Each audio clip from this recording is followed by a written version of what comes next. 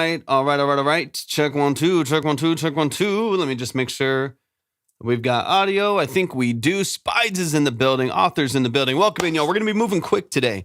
We're going to be moving quick. I got like maybe 3 hours-ish today. So we're going to be moving at a good pace as soon as we get everyone in here and rolling. Derek Bennett, I see you. Let's go.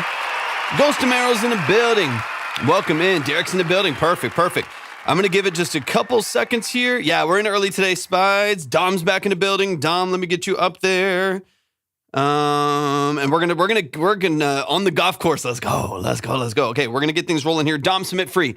Spies. Thanks for tapping in. I appreciate you a lot. Rona's in your Crosby. Welcome in. Yeah, as soon as you get a chance, submit for free.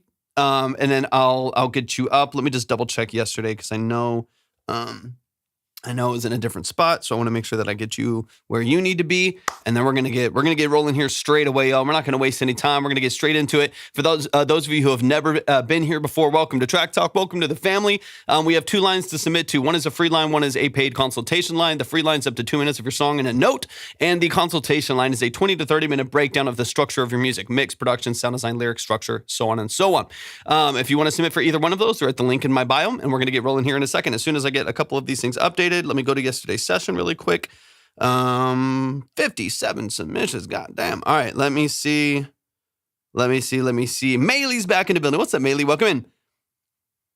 I still the thanks for tapping in for yeah, I know it's like a robotic response for me at this point. Like, thank you so much for tapping in. I don't know. I don't even know why I say that. I've been saying it for like 3 years. Okay, let me see. Let me just double check a few things here. Perfect, dude. I love it. Awesome. Yeah, I'm excited for you to retrack the vocals and stuff like that. I know there's a couple more like big ticket things you got to focus on. So that's going to be awesome. Of course. Anytime. Mr. Dom, I got you. And I got you there. Boom. Actually got you boosted. I got to get you boosted. Perfect. All right, we're going to get straight into it, y'all. We are not messing around. We're going to go straight into it. If you want to submit, again, if you're on TikTok, everything is at the link in my bio. Ghost Amaro, remind me if you were in the consultation line yesterday so I can make sure I get you in the right space. And we're going to kickstart the music here in just like a few seconds. We're going to get rolling. But do me a huge favor, y'all. Make sure y'all are tapping the screen, share out the live, repost, heart me, all that stuff. It does really help out the live stream quite a bit. Sean is in the building. Welcome in, Sean. Yeah, Ghost Amaro. I want to make sure that I get you in the right spot. We're going to be on for Sam Park. Let me see. And you said you sent it in yesterday, so let me see. Is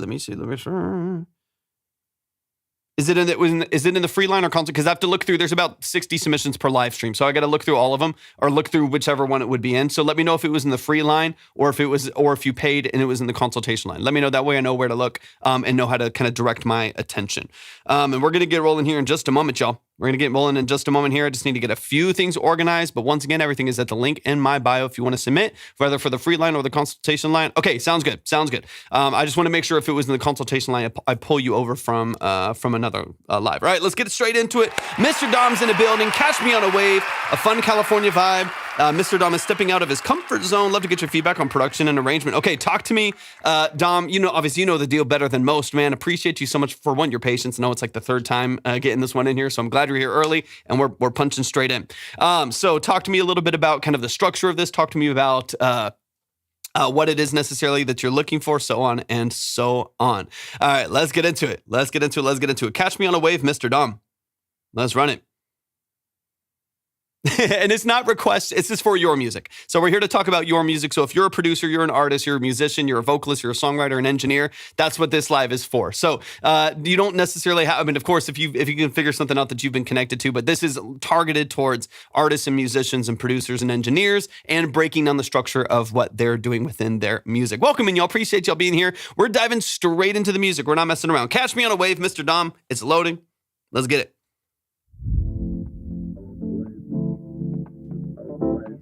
Mr. Dom.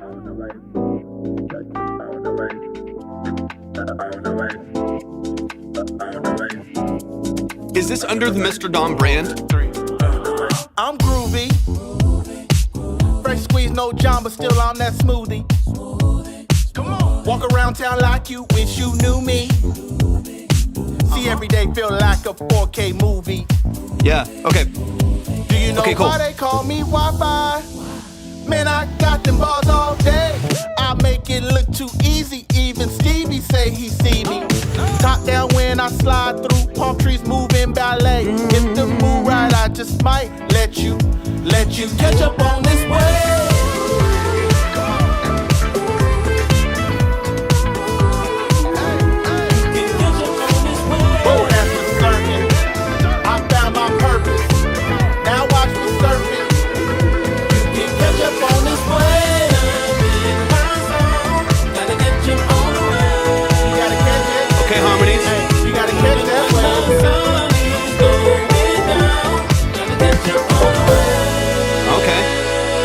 Okay. Link in my bio, y'all.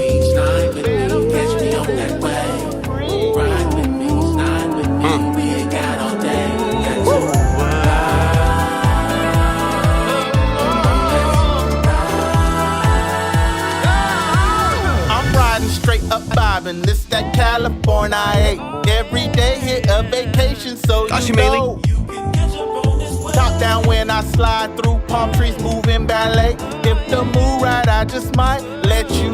Let's go, Dom. You caught the wave, but you can't swim. Take a lesson from your boy, that's a great hymn. Full of vibes on the vibe, that's a great Any win. style, Gotta any set a genre, vibe, any roll level for of the quality. late Moose, thank you for the Hit roses, I appreciate it. Today. Started Any bass language, line any like a style, any Michael genre, J. any level of Even quality. if you got a late start today, it's never too late to. Appreciate you, Mainly. Thank you for the roses, y'all. Appreciate it.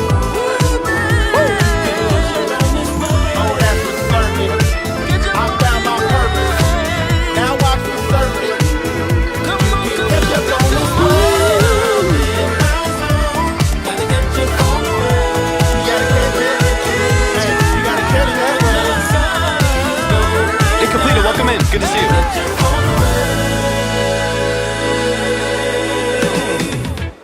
Let's go. Mr. Dom in the building. We're moving and grooving. We're moving quickly here today. I've got a short live today. It's going to be about 3 hours long total. Yesterday we did like 5. We went crazy. The line went crazy. But today's going to be shorter and sweeter. I'll close the line early. I'm not going to be taking a huge chunk of submissions. So if you want to submit, I would get it in now, get it in early, especially for the consultation line because those do take forever. So I want to make sure that y'all know I'll be closing the line probably in the next couple songs. So if you're wanting to submit, it is at the link in my bio. Thank y'all so much for tapping in today. I appreciate y'all being here. Let's run it. Thank you for the ice cream cone as well. I appreciate that a lot. Y'all are awesome. Thank you for your generosity. I appreciate that a lot. Mr. Dom Music, they're over on the Purple app right now, over on Twitch. So show some love to the family. Let's get into it, man. Once we get here, so one of the main things that Dom wants us to focus on is, production structure, arrangement, things like that. Having some mix issues, but they're still going to be working through a couple of those things. So we'll break down a few of those elements, man. But yeah, once you get here, once there's doubles on the vocal, singled out, isolated for the ad-libs, and the production is in this state, things are locked in. You know what I mean? I think what we need to dive into is how do we bridge the gap in production and arrangement between kind of the isolation and the dryness of the verses and the vibrancy of this portion of the production. Because once we get here, we're floating. We're moving. It's tight. You know what I mean? Sure, it could be glued together. Sure, it can be balanced a little bit better. I'm not too worried about that. Not too concerned with it. But once we get here, the doubles help, control and soften the vocal right there. And I think the chorusing right there is really, really nice. The earlier sections of the song, I think is where it needs the most work. So let's run it from the top, man. Let's dive into some details. But y'all, please show some love to Mr. Dom Music. Mr. Dom, I don't know if you want to tap over to TikTok to make yourself known over there.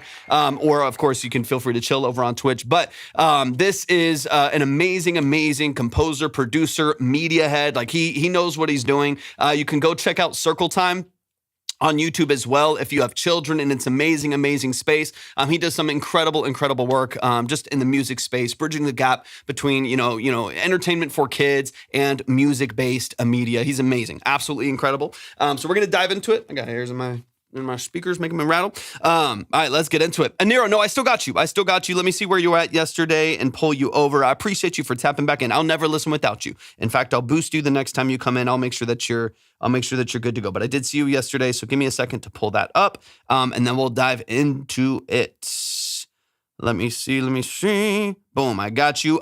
Do me a huge favor. And there's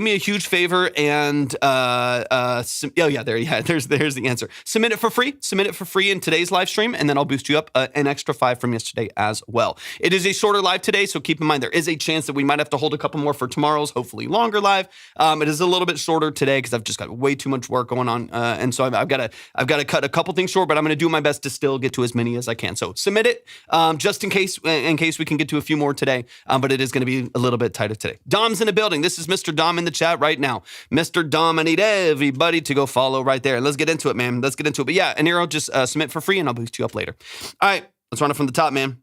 Let's run it from the top. Mr. Dom.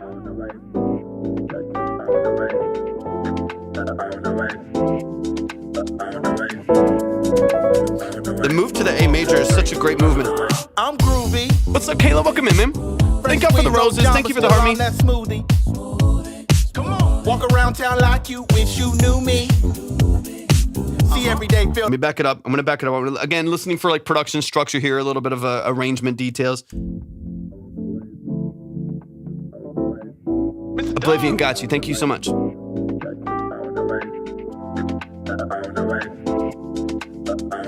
Yeah, any style, any language, any genre. I'm groovy. Fresh squeeze, no John, but still on that smoothie. I think, okay, so let's talk really quickly about production. I love a lot of what's going on here. I really think the bones of what you have is fantastic. I don't think you need to make any major changes to what you currently have in there. I think it could be really nice to have a light clap layered. I know we add a little bit more going into the hook, I'm pretty sure. But here in this verse, I think it could be really helpful to have just like a simple dry clap over this early part of the production right here. The snare sample that's there currently, I like it. Like I said, I don't actually think you need to really change anything that's there. I would love maybe some additives to it, just to give it a little bit more weight and a little bit more snap, right? That snare's pretty soft. It's pretty dry, which the dryness I don't have a problem with. But okay, perfect. Sounds good. Thank you so much. But as far as how that snare cuts and kind of the energy behind it, specifically in the mids, I think it would be helpful to have a snare. I'm sorry, not a snare, a clap that hits every 2 and 4, and then 1, 2, have a couple little doubles in there moving through. I think that would help just for one, give that snare a little bit more pop. And then of course, when it comes to the kick, I think that's coming in. It's nice and sharp. It's got a nice punch to it. So I'm going to back it up here just a little bit. Even just subtle things. Like I said, everything that exists there, I don't mind. I think it sounds pretty good. It sounds pretty straightforward, specifically in this genre. But I think if we can give just a little bit more punch, a little bit more slice, I think a clap, again, go through a couple different samples. I would keep it fairly dry when it comes to what you're submitting. So if you, or I'm not submitting, sorry, I'm reading too many chats here. As far as what you're layering there, I wouldn't have like a big washy, like reverbed clap. I would keep things like dry, tight, really snappy. But I do think that will give you a little bit more energy and a little bit more of an edge when it comes to these early parts of the song. Again, it's mainly it's a 2 minute and 46 second song. It's the first 90 seconds of this that I think really needs to be bolstered, because once you get to those main hooks, I think it really comes to life, and I really don't mind too much of the sound design there outside of just balancing. But this first section here, I think we can polish it a little bit. And again, just give it a little bit more support. Keep what's there and support it a little bit better. Come on. Walk around town like you wish you knew me. See every day feel like a 4K movie. I think is there in every other hit that's happening as well, right? So you have a boom, boom, pa, boom, boom, pa, right? There's kind of a call and responser with different snares there. Yeah. So I don't mind that, but I think currently, not to rehash, but I think currently they're both fairly soft. I was like, wait, the second one sounds better because it has more support behind it. It's a little bit heavier. The clap will help even out both of those a little bit more, maybe by still having a little bit of a give and take. I think the more you can make that kind of obvious, maybe the better, right? So if it's boom, psh, boom, psh, boom, psh, boom, psh, like if there's even just like a little, it could be like a classic like 90s cowbell sound, or you know what I mean? Like those really like kind of distorted ding, like little cowbell tones or something like that off like the old Casios. Like something in the middle there that like amplifies the fact that it's different. Because right now, I guess what I'm hearing is it's like slightly... Yeah, exactly. Like something to kind of distinguish them a little bit more, so it doesn't just feel like it gets. Because what it feels like now is just quiet then loud. That's all I can kind of perceive in the mix. So if it's kind of just a quiet snare and then a loud snare, that distinction isn't really obvious, and so it just sounds like maybe an automation issue or something. As opposed to there's like a very distinct reason why we have this snare and then this snare, and it offers two very different experiences in the mix without being too dramatic. You don't need it to stand out like crazy, but nothing too wild there. Kevin, thank you for the follow. Appreciate it. Do you know why they call me Wi-Fi? Man, I got them balls all day. Okay, let me back this up here. Again, small little things. Now, your arrangement I like. The arrangement to me, I feel like is pretty solid. Hold on, what's going on here? I'm getting pop-ups. I got too many plugins going on here. Give me one sec. Give me one second here. 2 seconds. Boom, reconnect. There we go. Beautiful. Okay, sorry, I got too many things going on here all at the same time. Okay, so when it comes to this first section here, same thing. I guess kind of the overarching point is like when you're doing these interesting things, lean in a little bit more, maybe like be even more intentional and more purposeful with like those decisions that you're making so that they come across stronger and bolder in those decisions. So even here. See, every day feel like a 4K movie. Do you know why they call me Wi-Fi? And this build up here. Got them balls all day. So in this bum bum bum boom, all right, and then bass slide right there, love it. There's so much, boom boom boom boom on the A major moving up. Beautiful. Like those breaks are awesome. The movement there is fantastic. Love it. But when it comes to what's happening underneath it, in my opinion, we haven't leaned enough into the breaks to make them really, really impactful. So there's still, I believe, some like kind of glue. Maybe the Rhodes continues underneath it. There's like a pedal hold that's still underneath it right there, and maybe some longer tail reverbs that are kind of gluing it all together. I would dry up all the dry up the reverbs, maybe automate them per hit that's happening right there. Dry up the reverbs, automate a pedal lift for the Rhodes underneath it. So when we get woo, dun, dun, dun, dun, it feels like tight and it's sharp and it's punchy. It's super impactful. As opposed to right now, it's like it's happening, and I like that it's happening. Like those breaks right there are fantastic. They're really cool. Underneath it, it still feels like it's all glued together, so we lose a little bit of that impact. So if we can again take what you already have and just sharpen it up, just kind of polish it, sharpen it up a little bit. I think that'd be helpful. Let me double check something real quick because I'm gonna have to close up the line fast. Y'all are submitting, so I'm good for a moment. All right, let's keep it rolling. Now let's keep it rolling. I make it look too easy. Even Stevie say he see me.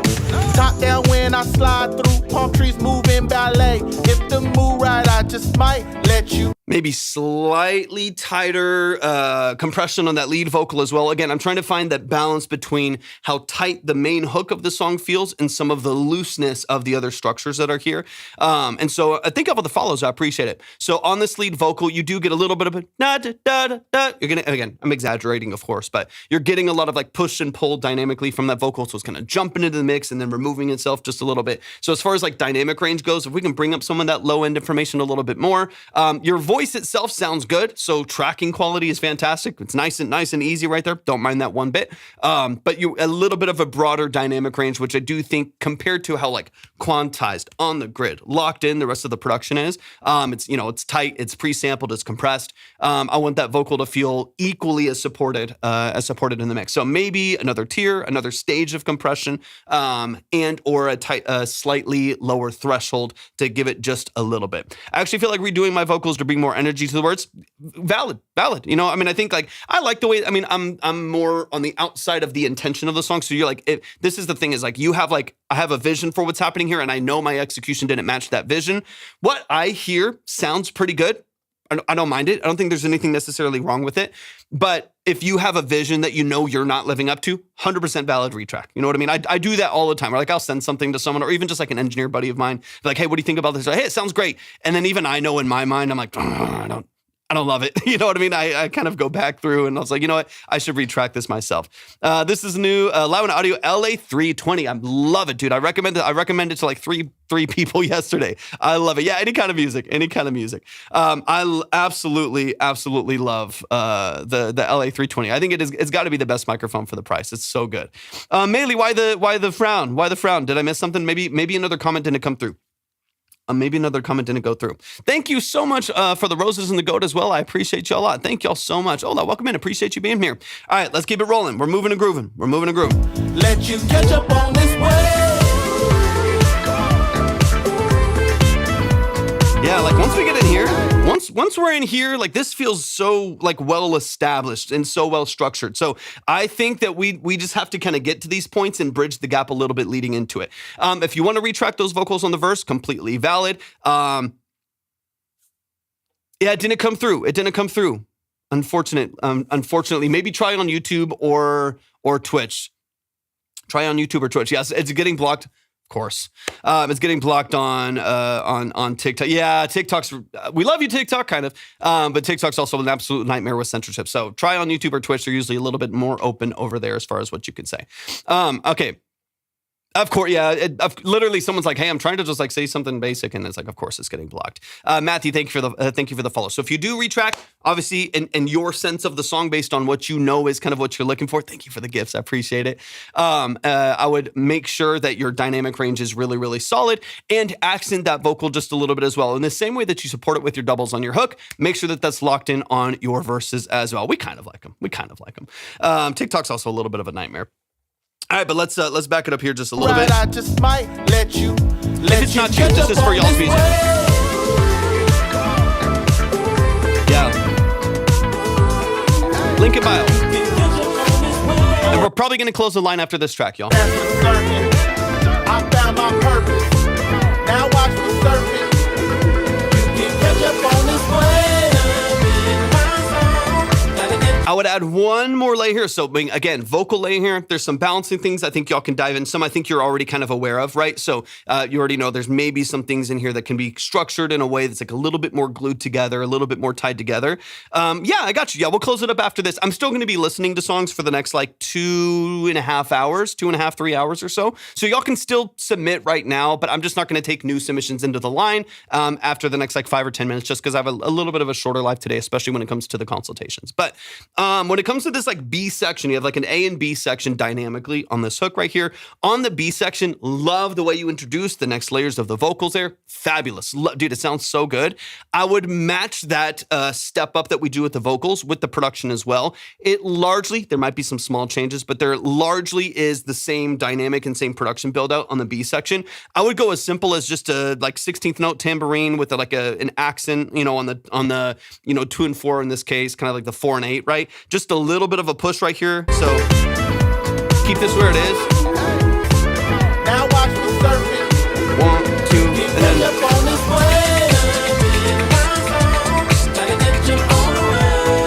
there's a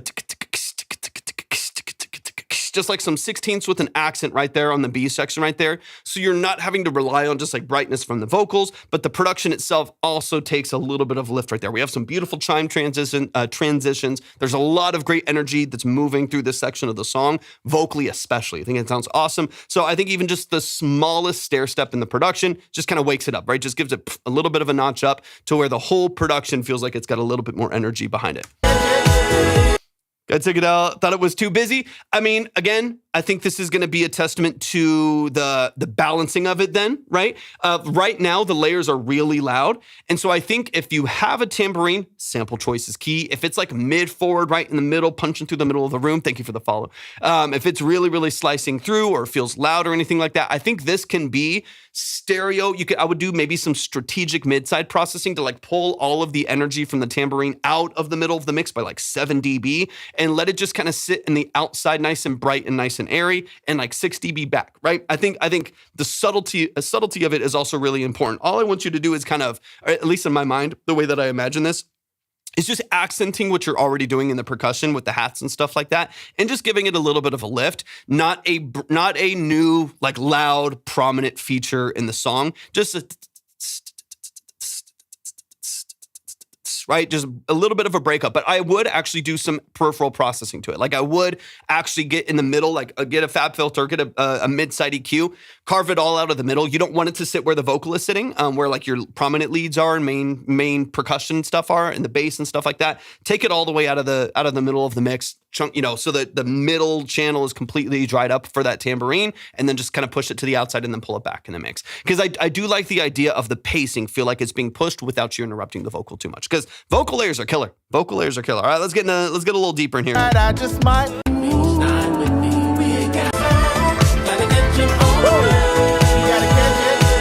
Man, harmonies are killer. Harmonies are gorgeous. I think the structure here is awesome. Balancing small little production decisions to make sure that each section lives in its own, can stand on its own 2 feet. But honestly, man, it's a really, really good song. You gotta catch that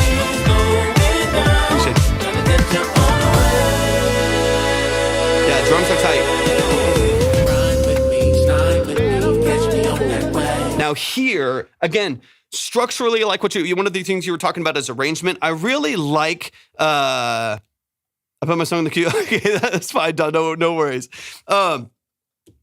Maybe tell me how long more. It changes every second, Ghost. We have, people are submitting and moving around and skipping and pulling their song and moving it forward and adding another one and so on and so on. It's moving around all the time. So it's up to you to check the line. That's why we have a tab that is See the Queue. That way you can check the line yourself and decide if you have time to wait or if you're skipping or anything like that, right? That's why we got to leave it up to y'all because it's changing for me all the time. Literally, from one moment to the next, I'll see a pop-up of like 7 more submissions coming in or people moving around and skipping and stuff like that. It's changing all the time. So yeah, go to the tab where you submit. If you go to the tab where you submit, there's a tab that there once you get into the submit profile right there that says See the Queue. You can go there. You can see exactly where your song is. And then be like, oh, there's 3 people in front of me or there's 42 people in front of me and decide if you want to wait, chill, put it for tomorrow or, skip or whatever you want to do, right? That's what the line's there for. Okay.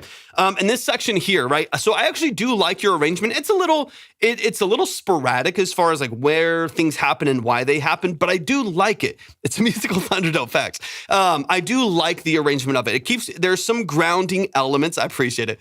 There's some grounding elements. It's a strong hook, good performances, all this stuff, right? So I think those hooks really ground this song and make it feel consistent, even though there's a lot of like second to third verses or like a low bridge here. Like the structure of it itself has a lot of moving parts, but I do think you execute it well, especially when you establish that hook. I would just be more intentional with where you dry certain things up though, so that we live in those moments more intentionally. So like right here,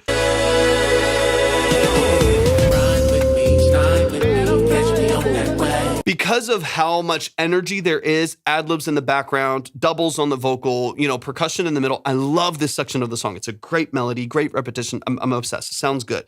But what I notice is because there's so much reverb on it, right? There's so much kind of ambiance that's still set on that vocal that it kind of still sounds loud. Like it kind of still has a lot of energy to it. So we don't get a chance to kind of settle down into the section of the song before we go crazy right after it. So I think if you could just dial in your dynamics a hair more. Already talked about it with the vocal early on, already talked about with the layering of the snare and supporting that so that dynamic feels strong. That to me is kind of the name of this whole song right here. I think structurally you're good, content-wise you're good. You're doing exactly what the song should do structurally. I think you've nailed that. But dynamically, I think we can shrink this a little bit more. I think like dry up those reverbs a little bit. If anything, keep it on like the ad-libs. Dun, dun, dun, dun. Keep all that like super dry, super forward. Nice big doubles right there, but keep it a little bit more locked in.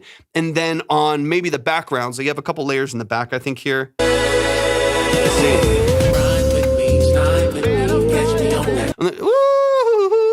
On those little background vocals right there. Hey, welcome back in. Good to see you. On those layers in the background, you can have a little bit more on there. If you want a little ping pong delay, you want a little bit of like, a bright plate reverb or something like that. Maybe, isolate that to some of your backgrounds, some of your layers, some of the percussion or something like that. But keep like this main bass and vocal structure a little bit tighter, a little bit drier. So the song does feel like it comes down to a lower dynamic moment. And it's not like we're kind of in a low dynamic moment, but it's still like big reverbs. There's still like a lot of energy in it. If we can compartmentalize your dynamics a little bit better, dude, this is killer. Yeah, that ride with me, like all that energy right there. I would have it a little bit drier. There is still a lot of reverb on it, and so it still feels loud. It still feels high dynamic. We're still getting all this ambiance. The song doesn't feel, although your brain kind of knows that we took a step down, it still feels like there's quite a bit of energy behind the structure there. So I would just shrink down some of that, automate your reverbs down just a hair, dry up kind of the main structure of the song right there, and then of course you can push all that like crazy going to the last hook here. Trees moving ballet. If the mood right, I just might let you. You caught the wave, but you can't swim. Take a lesson Hey, from welcome the boy, in. that's a great Good to see you. hymn. Full of vibes on the vibe, that's a great win. Gotta set a 5-roll for the late dead. Thank y'all so much for the gifts. I appreciate you. Starting bass line like a Michael J. Even if you got a late start today, it's never too late to. Hey.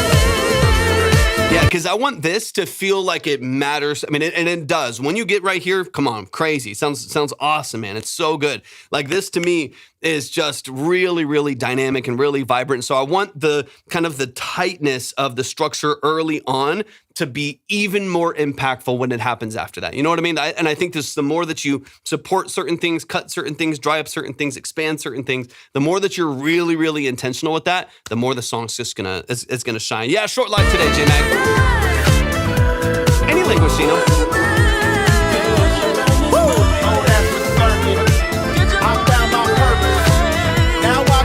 And then B section, tambourine.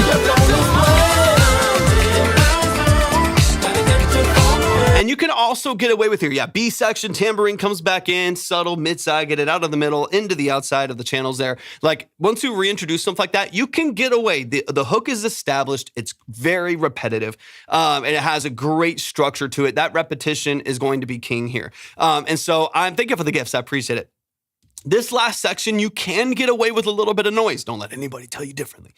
You can get away with a little bit of noise. It doesn't have to be like, this is not your first hook where you're establishing these melodies or these hooks. Like these have come in and out of play many, many different times, right? And so I think you can have a little bit more of the tambourine. We can push the dynamics a little bit. We can open this up a bit more and you can get away with it feeling like there's more going on, more ad-libs and stuff. I don't mind.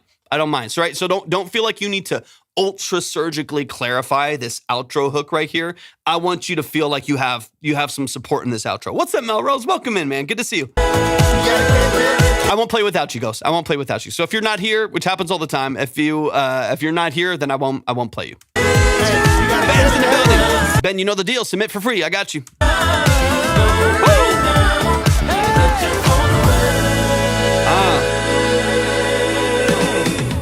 And you know what I need? You know what I need right here as well?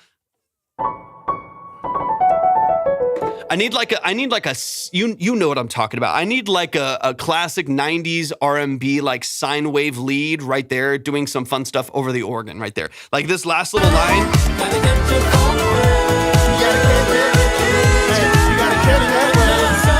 Once we close it out, link in my bio.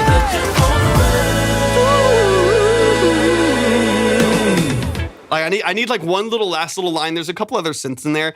I need like a sine wave classic like 90s pop R&B last little line right there, just to like trickle down on the outro right there. Yeah, you know what I'm talking about, right? Y'all show some love. Show some love to the family. Mr. Dom in the chat. Show some love, show some love. Go check out Mr. Dom stuff. Go check out It's Circle Time on YouTube. It has an amazing, you know what I'm talking about. You know what I'm talking about. Show them some love and support. Go stream their stuff. Go watch their stuff on YouTube. Go check out what they're doing. It's very impressive. This is a very accomplished and very credible and very talented individual. So please show them some love and support. Mr. Dom, it is a fan. It is a fan. It is a fan. It is a treat anytime that we get to hear what you're doing. I'm a fan. I love what you do, man. You know we got your back anytime. Trayvon, welcome in. I appreciate you being here. But y'all give it up one more time for Mr. Dom right here in the chat. Let's keep it rolling here. Okay, and then really quick, oh yeah. Let me see. Ghost, I appreciate it. I just said last Wednesday that we never got to. Okay, send it in for free, Melrose. It's a shorter live today, so it might, you got to submit it for free, and then we'll get it moved. It is same with Ben. I got to do the same thing with Ben. If you submitted the other day, every single one of these lives are recorded to YouTube. So if you go to YouTube there, just link it my bio. If you go to my YouTube channel, there's a playlist there called Track Talk Livestream, and then every single one of these are recorded there. This will be like episode 138, something like that we at least have like recorded and put there. So every single one of these are saved as a VOD on YouTube, so you can go check out everything that you need right there. Okay, let me see where I'm at right now. I'm going to get a couple people boosted, and then we will close the line. But Melrose, submit again. It's a shorter live today, so I might not be able to get to everything, but I'm going to do my best. So if you submitted, Mascalo, you as well. If you did submit in the consultation line, then make sure that you submit for free. Let me know how much you sent the other day, and then I'll get you pushed as well. Submit for free at first. Hey, sounds good. Sounds good. Okay, let me double check a few things. Nero, I got you as well. So I need to boost you from yesterday as well. So I'm going to get you. You're going to be pushed forward. You got another 10 on your track. Fantastic. K9, I got you. Thank you so much. And then Ben, keep me updated. Melrose, keep me updated as we go. I'm going to keep things flowing here. But let me go ahead and close the line. Well, actually, okay, Ben, you did submit. Let me double check a few things. I appreciate y'all so much. Ben submitted. Okay, give me a sec. Give me a sec to go to the old one. Let me close these out real quick.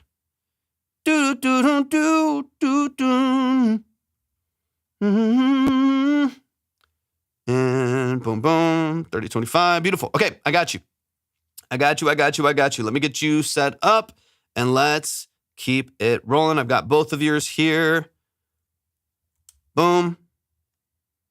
And boom, both have been boosted. So I added to each of those there. All right, boom, let's get it. We're moving a groove and we're not wasting any more time. We got Benny the Bean in the building. Remember that time. Hold on, it didn't upload the full name. It's not showing me the whole name, so drop the, it was 30. I boosted both, so 3530, you're set. Remember that time that didn't have, and then it cuts off on my end. It doesn't show me the whole name, so feel free to drop the name and info in the chat. Remember that time that didn't happen. Okay, perfect. Drop some details. I'm sure they've been in some of the other lives, but drop some details as far as what you do, the structure. I think finally, it says, I've heard, I think, some of your stuff before, but just give me a quick reminder on what you do in your music, and let's dive in, yo. Let's dive in. No worries.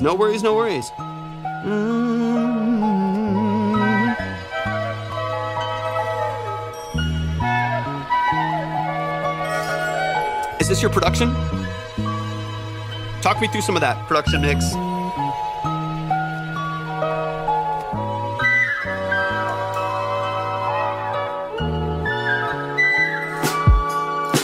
Okay, cool.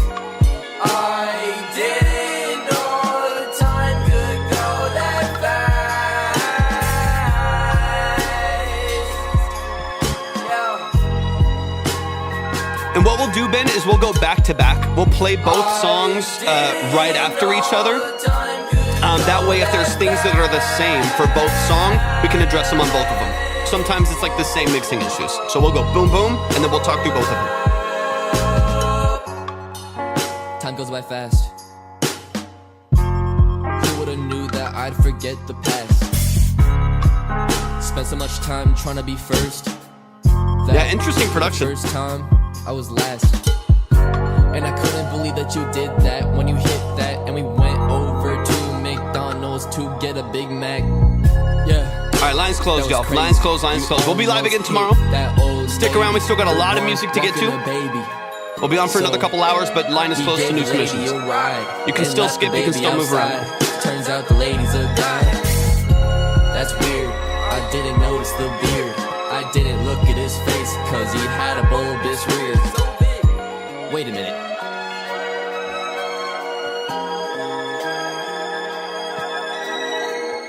I think, cause I gotta get out of here. Let me see. Whoa.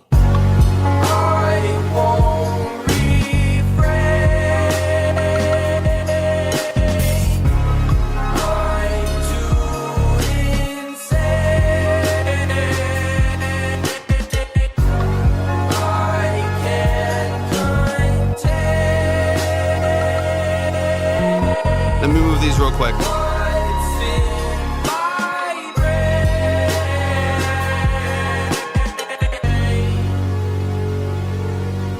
Rix, I can get you in there. I can keep it open. I just have to, I'll probably have to save a couple. I can keep it open for a little bit longer for those of you who want to submit, but I might have to save a couple at the end of the live, just so y'all know. I'll open it for like another little bit of time. All right, let's go. Okay, that is, remember that time that didn't happen. Okay, line is open. It says close on here. The line is open for just a little bit longer, but just keep in mind, it closed. It stopped. Is that the whole file? It closed. It's not over. Okay, hold on one second. Yeah, line is open, but I will close it here in a little bit. Let me see. I don't know what happened. That was weird.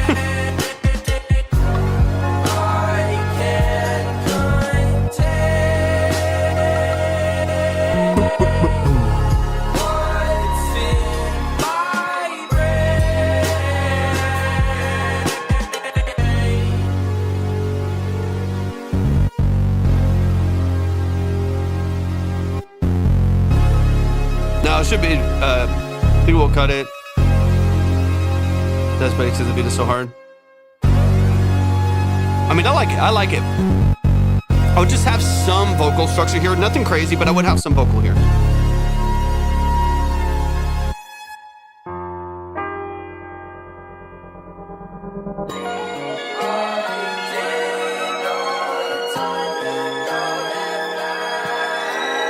Do you remember how much you sent the last time? Let me know, Mel, and I can look for it if you know the day. I have a lot of people coming back with old skips, so I'll double check. Okay, I got you. All right, you're up. Wait, hold on. All right, y'all show some love, man. Show some love.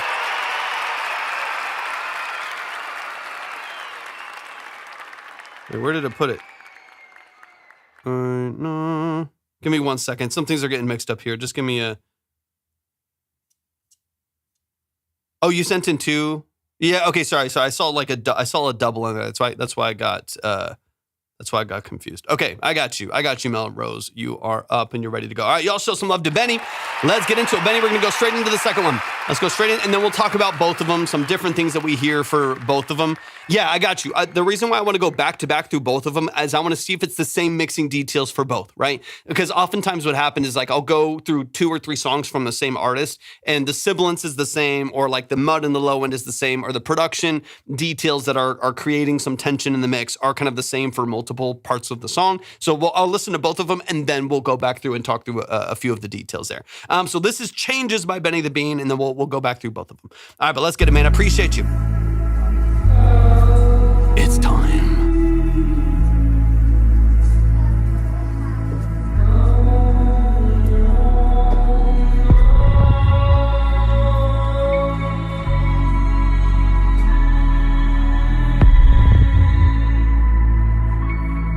You produced this one? I remember the days when we were playing around on the playground. Do you even remember, or do I have to turn us around? And Nero, I got you. Thank you so much. Pour from like a bass. Okay. What does that mean? Talk me through that.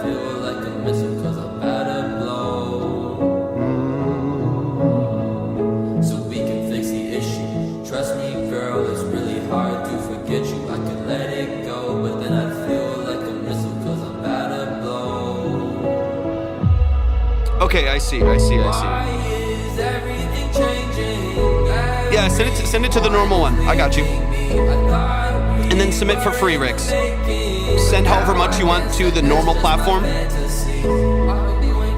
You should have me over there, and then I'll put you in the free line and skip you.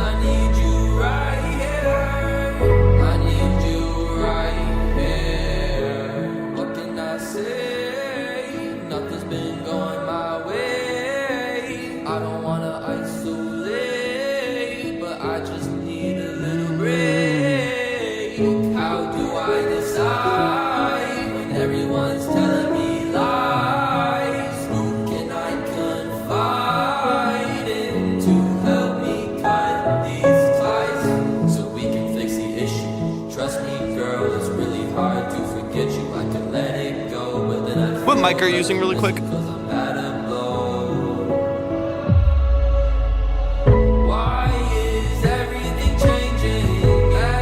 And once Rick submits, then I'm going to close it up again.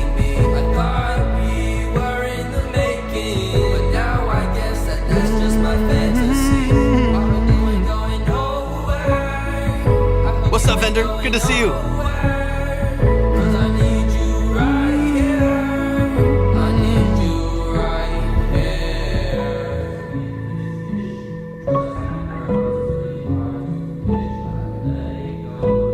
Vendor, if you got time, submit for free. Submit for free, and then let me get you pushed. Rockville. Okay, cool. Let's go. Y'all show some love. Okay, so kind of as I anticipated, some of the same things are affecting both songs. So and a lot of it, I think, is just vocal structure. The productions are interesting. I like the movement of them. I like some of the balancing as well. I like some of the peripheral things that you're adding, bringing it down into like a lower piano loop right there. Like your dynamics, I think, are stronger because of that. So there's a lot that I like about this. That's interesting and really engaging. Dude, of course, I got you. The song, but I submit it. Yes, I send it in, man. Of course, maybe I can help you refocus on it. Did you hear about Dolly said, no, I did not. That's unfortunate. Maybe that's what Maylee was trying to say earlier. Maylee was trying to send something in the chat and it wasn't coming through. Damn. R.I.P. I did not hear about that. But yeah, send it in, man. And maybe we can. Yeah, that makes sense, Maylee. That makes sense. I guess something about how you typed it. I don't know. Man, that's unfortunate. That's crazy. Okay, let's see. Let me move this here. But yeah, vendor submit. I think you had 35, right? 30 or 35.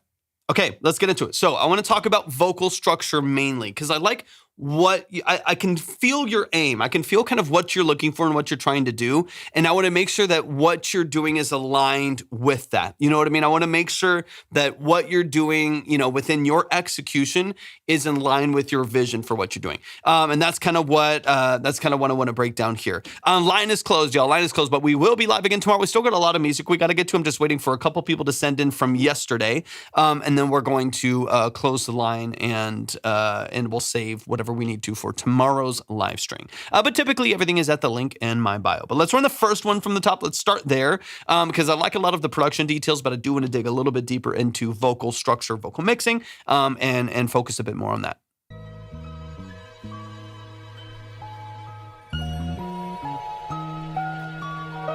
Well, let me know. Maybe tap in tomorrow, Rix. Maybe tap in tomorrow. And then I'll make sure that I get you the info for that tomorrow, just in case. Yeah, I got you. Of course.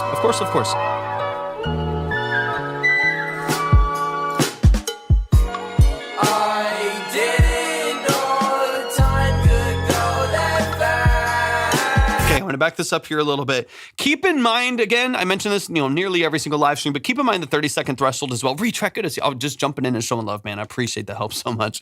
It's good to see you, Retrack. Hope you're doing well today. Keep in mind the 30-second threshold. We talk about this all the time. Most of the major DSPs have a 30-second threshold to count your stream. So it means people need to listen for at least 30 seconds before it counts as a stream and before you get paid for it. So line is closed, y'all. Line is closed. Thank you so much for the TikToks. I appreciate that a lot. Let me see. Let me move this right here. It's supposed to be closed. There we go.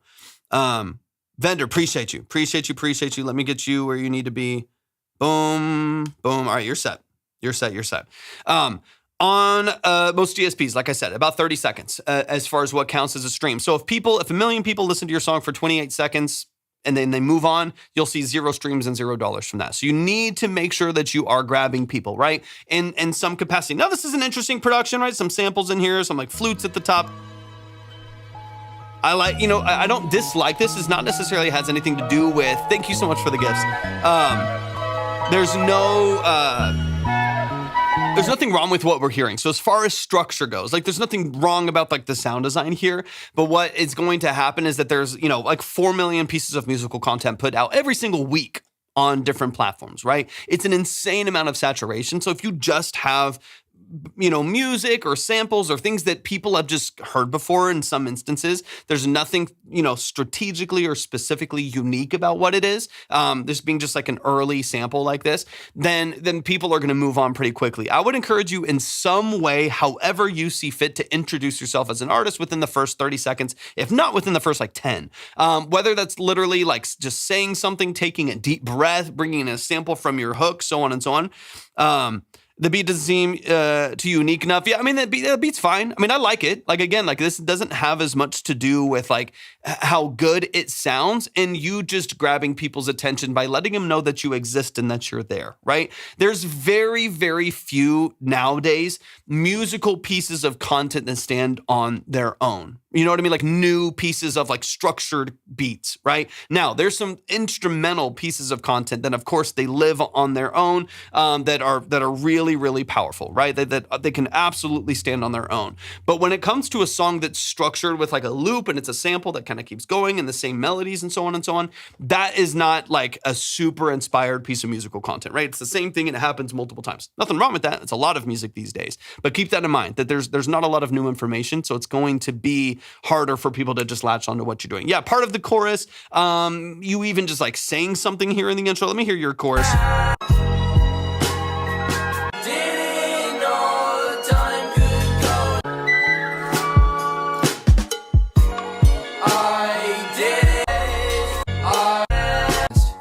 I'd forget that, hit that, and we get a big hit that. We gave the lady a ride, the lady's a guy. I didn't look at his rear.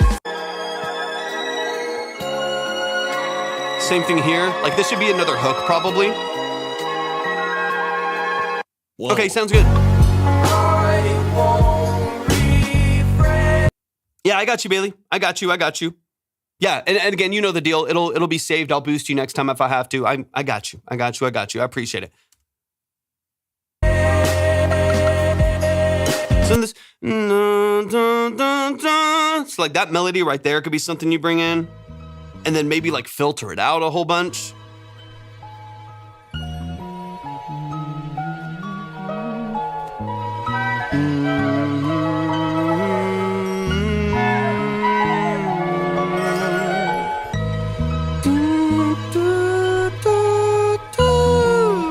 Like you can like bring in that melody again. You could sample it, filter it out, right? You have some of that melody. Yeah, like you could, yes, exactly. Bring in some of those other, textures and colors from later on in the song. Just chop a part of it, put it in the intro, put it back in the mix, filter it, add a phaser to it and a bunch of reverb, right? You're just bringing in some other information earlier on, right? Stuff like that, right? Stuff like that. Now, really quick on the vocal side here, and then I want to move on to the other song as well. I didn't know. So we have these, and I didn't know. So we have these background vocals. They're, I don't mind necessarily what they're doing, but what is forward versus back in the mix here could use a little bit of work. Now, I get what's happening. Like I know stylistically what you're doing here, but I think we need to bias more towards what's the main melody. To me right now, all of these vocal layers, even though they're doing some, I appreciate it. And thank you for the gifts as well. I appreciate that a lot. This stupid chair keeps falling. I'm like slowly just getting shorter and shorter and shorter right here.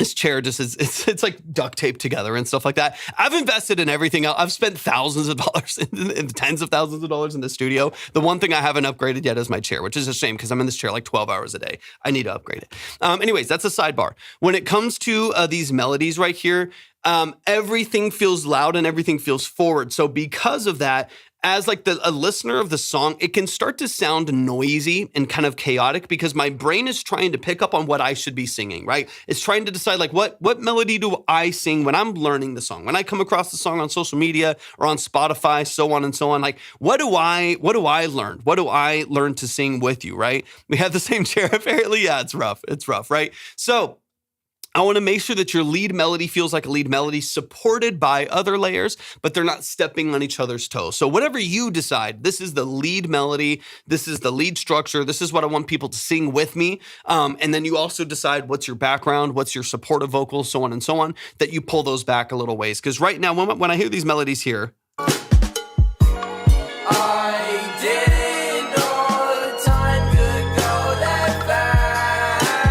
fast, like those are louder than your lead melodies in some of those pockets, right? So I think better support for the lead vocal, make sure that's more forward, it's more controlled, and then background layers we can bring back just a little bit. I appreciate y'all. Thank y'all so much for tapping in today. We can bring back some of the energy from the background vocals, so they're still there. We still hear them. They still offer that stack and the kind of the bend in the vocal right there. I like it, right? Again, there's nothing specifically wrong with what's happening there. How it's presented in the mix is going to make it more challenging for people to learn your melodies just because because of the imbalance between the two. So I think a small push forward for the main leads and maybe pulling back 3 dB or so on the backgrounds in order to kind of rebalance there. Let me go. I think so. Most of this, I think that's something I would keep in mind for the whole song here. Okay, let me go to your second one. I want to see kind of what is the same about those right there. Tone it down a little bit, but still keep it there as support. And these are the mixing details I want you to focus on, right? Most of the production is pretty clean. I really don't mind too much of what's going on there as far as production goes. Vocal is where I want you to get really confident with how you introduce your vocal early in the song, as well as how your vocal presents itself in the mix through your verses and your hooks, so on and so on. So I'm going to go to changes now and kind of listen for the same things in that one. So say you have this, oh no, no, you have these background vocals right there. That's more what I'm talking about, right? That's 7 seconds in. If I was listening to the song for the first time, even if I didn't like the style, I'd probably stick around for that 30-second threshold because I am like, oh, there's an artist here. Let me just see what they do. You know what I mean? Let me just see if I like whatever they're about to do. Now, I might hate it later on. It doesn't necessarily matter. I don't think I would, but it doesn't necessarily matter because at least they listen for 35 seconds. You got the stream, you got the play, you got the stats, right? And you're getting paid for it, as opposed to not having anything here, just relying on the pads. So that's already a great step forward.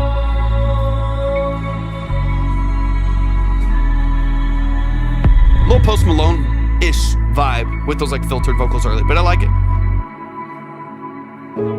I remember the days when we were. Same thing here. I would love for I remember, so we have this A major to F sharp minor. I remember the days when we were.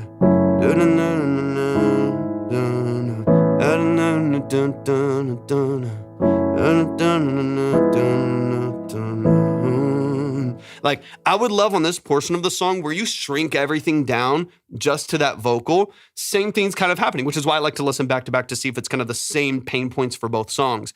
Is we have all of this space, both vocals still feel fairly loud. There's a really big background vocal with a bunch of reverb on it. And so the vocal structure just kind of gets lost in the sauce, right? It just kind of gets lost in the structure of the song as opposed to really like feeling what's happening here. What I would love to hear, personal preference, doesn't mean it's the right 100%. RIP. It doesn't mean that this is your vision for the song, so you of course can ignore it. But what I would love to hear is your lead vocal, so like your main vocal structure here. I remember the days when we were. That main, I remember the days when we were. That lead vocal to be like forward and pretty dry, like nearly completely dry, like a really like maybe closer proximity, tight compression, forward in the mix. There's almost like this kind of dryness, right? Of the I remember the day back when we were.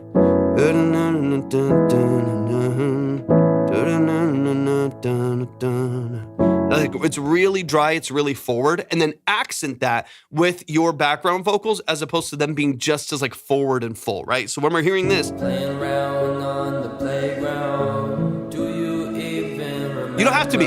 You don't, and I'm not. I'm not agreeing to that. I'm not, and you don't have to be. I think you can just right now. What I sense, and this might be true, it might not be.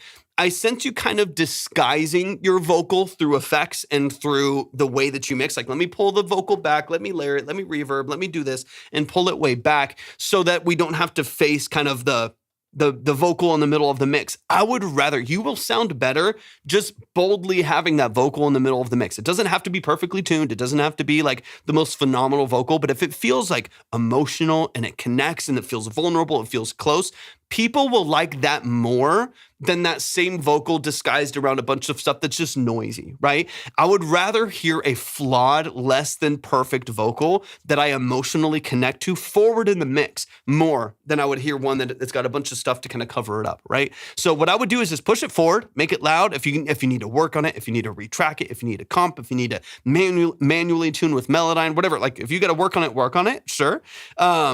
First one made it a little shaky though. Shaky's fine. But again, that all can be worked out. You know, it's like if the vocal's shaky, recomp. Do 20 takes of that first vocal. Find the best one that fits and crossfade it in. Add in some other manual corrections in order to kind of beef it up a little bit if you need to. Some doubles occasionally to support it. Like if it feels shaky, work on that. Don't Band-Aid, right? Because the Band-Aids are obvious in music. I've listened to enough and worked on enough music you can just hear where there's a Band-Aid happening, and it inevitably sounds worse than just the like more objectively worse quality vocal just coming through stronger, right? Like I would rather feel the energy and the emotion of a shakier vocal that's presented forward in the mix than one that now just sounds like a bad mix, right? Like now it just sounds like it's disguised. And so objectively, you're already going to have limitations to people finding it, to them connecting to it, so on and so on.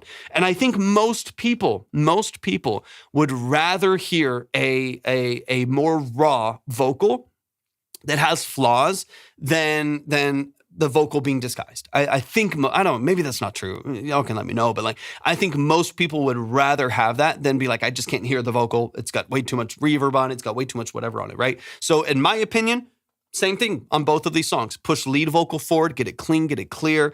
Do what you need to correct, right? I mean, again, this is where like your performance comes in, your capacity to retrack, to comp in and punch in vocals. Shantia, good to see you. Thank you all for the follows. I appreciate it. Your ability to comp in and support that vocal better. That's a skill that you can also learn as your own, learn on your own as well, to make sure like, there is some shakiness. So let me learn how to support it better. Let me learn how to like have better breath control and diaphragmatic compression and make sure that this is what I want it to be in the mix. Work on that as opposed to a Band-Aid. So much better already if you do that. So much better. And then these little reverb vocals, do them less often and have them quieter in the mix as little accents. So you might have the like have like just like a little and it's just like a couple layers in the background. It's not all the time, right? All right, let me get to the outro here just a little bit deeper, and then we'll move on.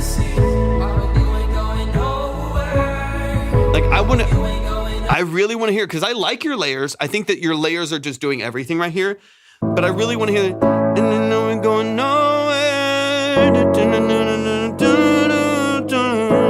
Like I want to feel that in the mix, but it's all kind of pulled back here. So work on your lead. Get presence out of that lead, get support out of that lead, keep it forward, and support it by the other layers. Doesn't mean you still can't double the lead. Doesn't mean you still can't like really dig into it and lock into it. But that's the mix part of this that I think you can put the most work behind. Because I really do like a lot of your writing style. I do like a lot of your choices in like layering and production and stuff like that.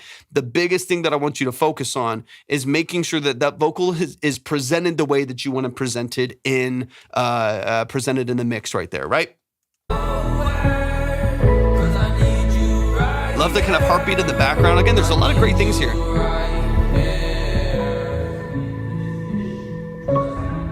Yeah, it's cool. Oh, that.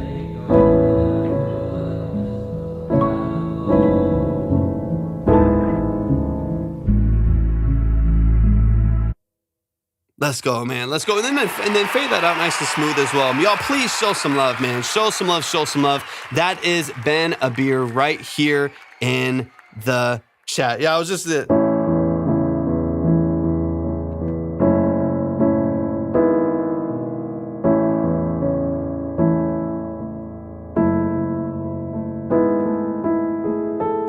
love it. I love it. I love it. Man, y'all show some love to Ben. Ben, I love what you're doing, man.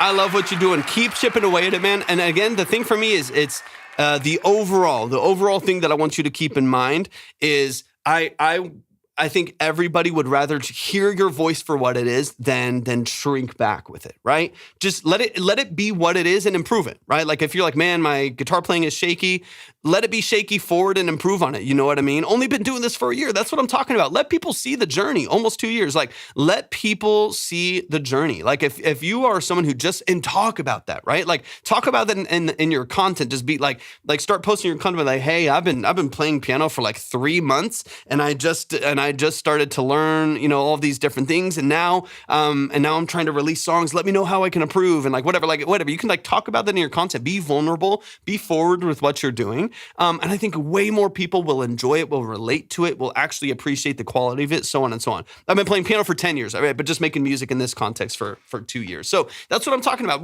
Whatever I don't obviously know your whole story, right? Yeah, of course they do. Of course they do. APOC, I got you.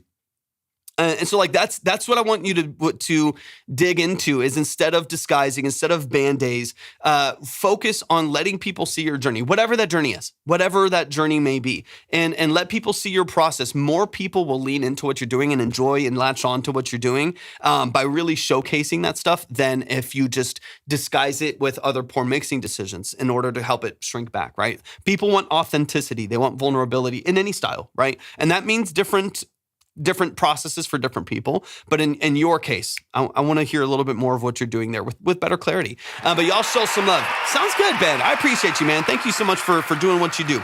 Thank you so much for doing what you do. Okay, let me double check a few things. There's a couple other things were put in. So let me just double check. Let's see. All right, let me close these out real quick. And then let me see real quick. So we close both of those out. Okay, and Nero, I see you. I appreciate you so much. Vendor, I see you. Derek, Maley, Oblivion, Melrose, and then K9. APOC, what's your name on the board? I'm not seeing it actually right now.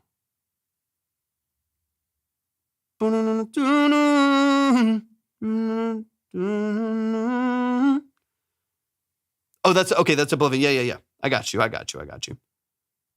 So yeah, you have 30 on there. You have 30 on there. Okay, let's get into it, man. Let's get into it. We've got a Nero in the building. Let's dive in. Let me open this up on Gus Boy. Good to see you. Thanks for tapping in. It didn't let it come through either way, Shantia. So I don't know what you said, and we'll never know. Let me pull this up. Over on Spotify. Give it a second to load, and let's dive into it. This is Mikedos in T. Let's dive into the details, man. Hold on. It wants to make me log in. I am logged in. Hold on. It wants to make me log into Spotify. I was logged in. Now I got to do a code. Give me a moment, y'all. Give me a moment. Let's see. Boom, boom, boom, boom, boom, boom.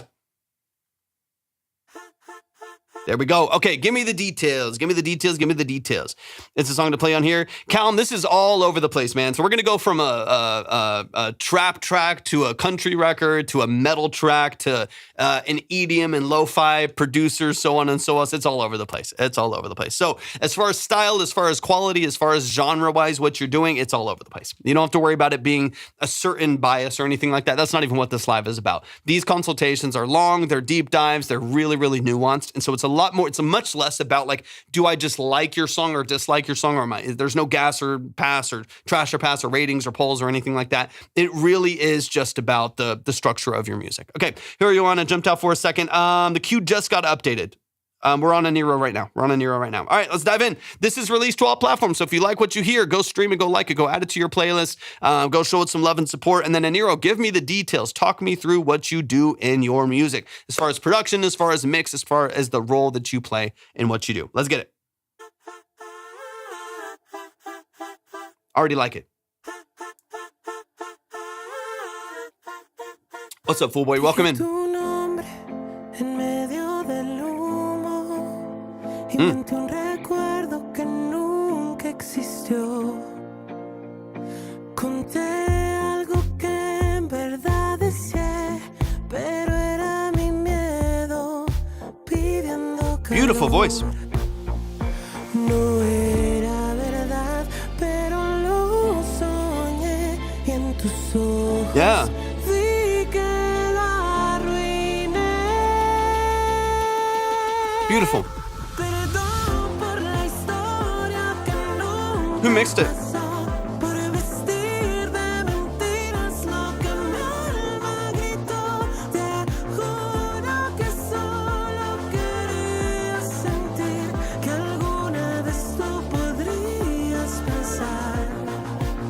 Okay, cool. Awesome.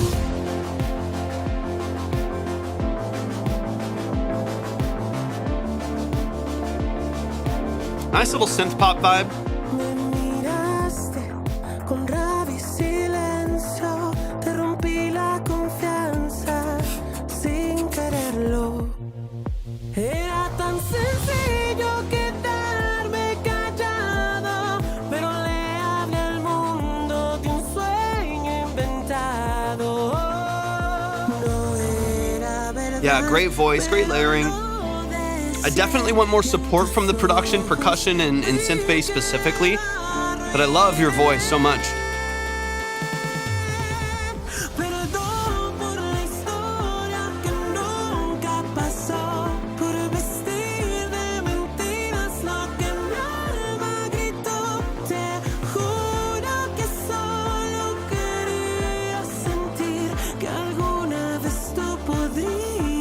Amazing, amazing voice. I love it so much.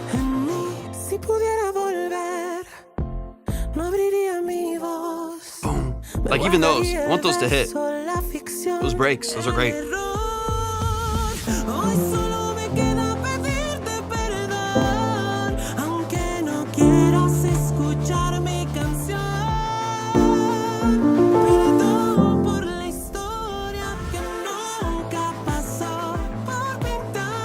Of course.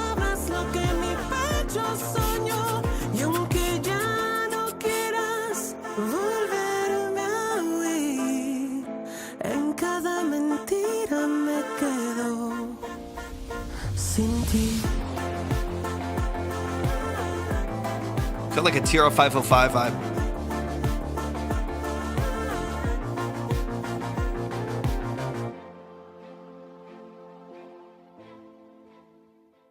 Beautiful, beautiful. Y'all show some love. Show some love, show some love. That is me, Kato Sinti, by Aniro right here in the chat. Show him some love and support. The song you just heard is out on all platforms. So go like it, go follow, go stream, go add it to your playlist, so on and so on. Beautifully, beautifully done.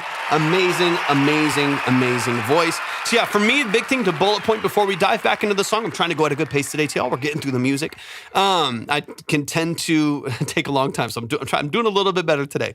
When it comes to like the production of this, I think your vocal is supported beautifully. Great layers. I mean, those harmonies are wide. They're poppy. Those little harmonies and stacks and pops that you have on the outside. Great double tracking, great layering. Those are mixed well. Those feel really poppy. They feel really open. And then the production for me is not supported underneath it, right? So your synth bass, it kind of drives a lot of your rhythm in the middle of the song. All of that energy in the middle is way, way, way back, as well as these like classic synth pop drums in the background. They're really dry, like TR 505 drum machine drums, like the all of that right there. Those are really far back in the mix. So we're losing a lot of just energy and vibrancy in the mix because of how far back and how low in volume some of the main production elements are, right? The ones that need to be mainstays in the song. Of course, percussion, bass, some of your main chords and stuff like that. So to me, that's one of the main things that I want to break down is just getting a little bit more energy out of those layers. And it's up to you, obviously, if this song, so this came out this year, you can, of course, decide. You've got 18,000 streams on it, right? So it's connecting with people regardless of how it's mixed, right? It's still connecting with people. You're still getting good movement from it. So congrats on that. I think that's amazing. That's really, really cool. So I think if we can take a song like this and just looking into the future, make sure that like what I call your non-negotiables are supported well, right? So whether that's like the vocal has to be mixed well, you know, drums, bass, and your main chord, make sure those are exactly where you want them to be, and then you can fill in around that as well. But let's get into it. Let's talk through a couple of the layers here, but I genuinely love your voice. I think it's beautiful. I think it's so well established in this mix. It's really, really nice.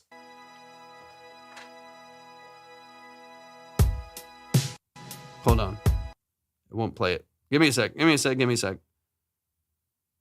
There we go. So these are nice and loud. They're bright.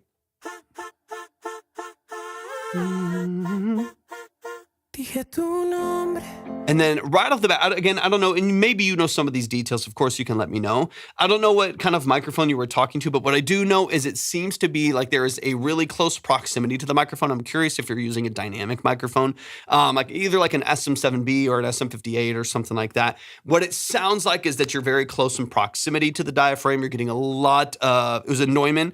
It sounds like you're pretty close in proximity to the microphone. You're getting a lot of plosives, right? So all those P's and B's and all of that wind energy that you're getting on the microphone is where a lot of that kind of low end boominess and energy is happening on your vocal, right? So back here, And I have a couple, so I have a couple Neumann, so I know a bit about just the response that they have. So like this is a Neumann, this is an M147, I have a TL102, and they can have a pretty bright response, but what's happening here is I think because of proximity, because of how close you are to the microphone, and maybe just positioning of your pop filter, if there was one, I think a combination of some of those things is causing this to feel kind of plosive, right? Boomy, kind of poppy in this first little pocket of the song right here.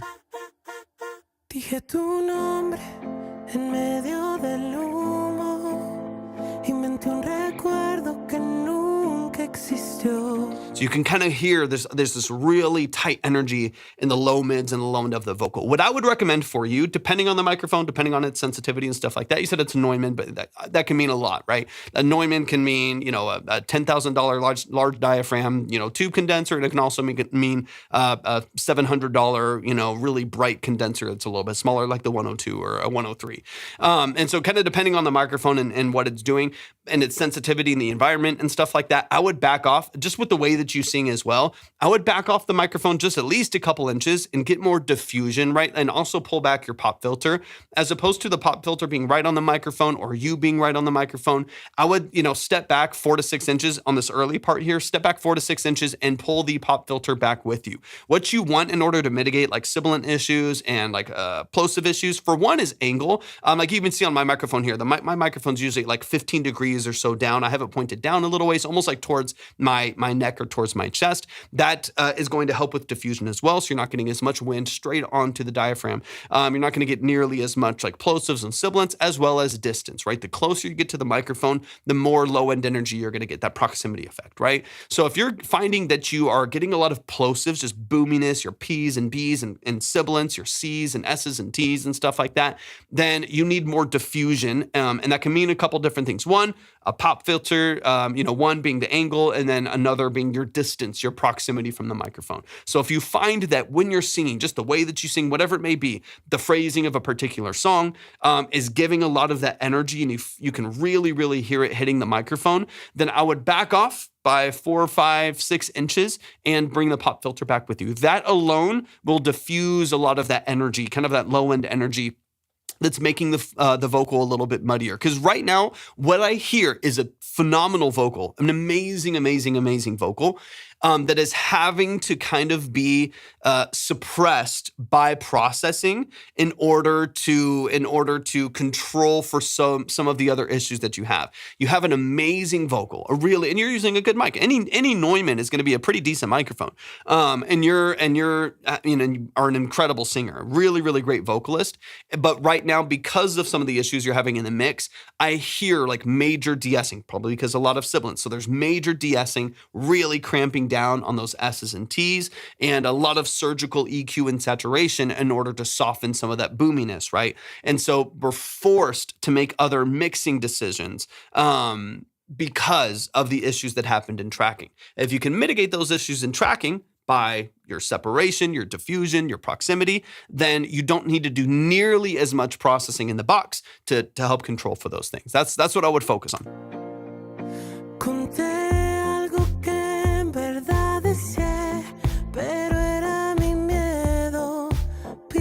And then when it comes to the drums here, so the bass is in a decent spot right here. Your layers are great. Vocal support, I think, is there. I want those drums, in my personal opinion, I want those like 6 or 7 dB louder. I want them to come in and I want to feel them enter the mix. I want to get some energy out of it. They're really, really, really quiet, so they don't really support like the movement of the song after this. And they don't really add a lot of dynamics when they come in. And these are about as big as the drums get, right? This is pretty much what they are in the hook.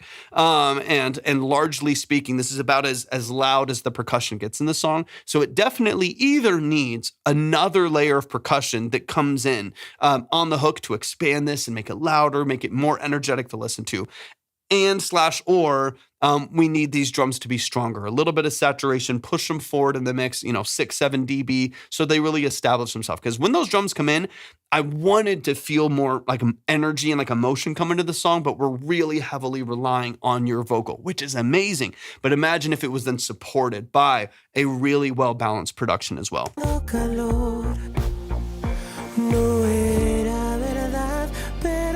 Yeah, it is.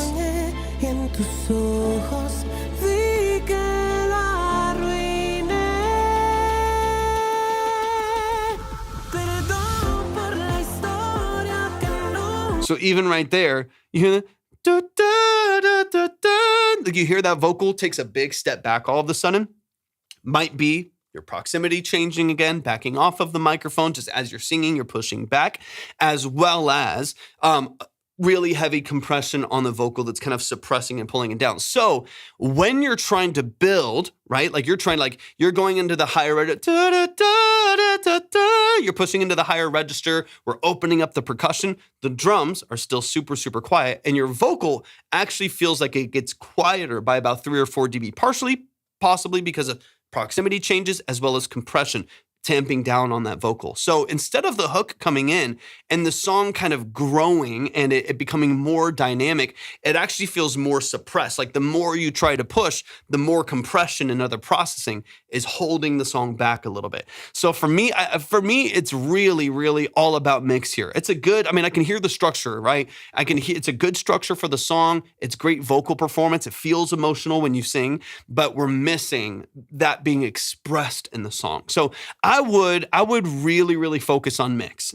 And again, really starting by getting into those details right there. Mix to me is going to be one of the big pain points for you, just because I don't think the issue with this is song structure. I don't think it's your performance, and I actually don't even think it's what's in the production, because I like a lot of what's in the production. I love the kind of 80s synth pop stuff with some cinematic strings and things like that.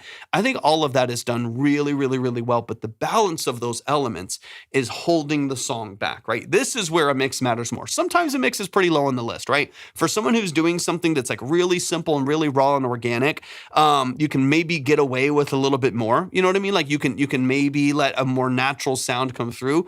But in this case, the mix is actually holding back some of the expression of the vocals and the energy of the production. So I would definitely invest. I think you said this is someone that you know that mixed this.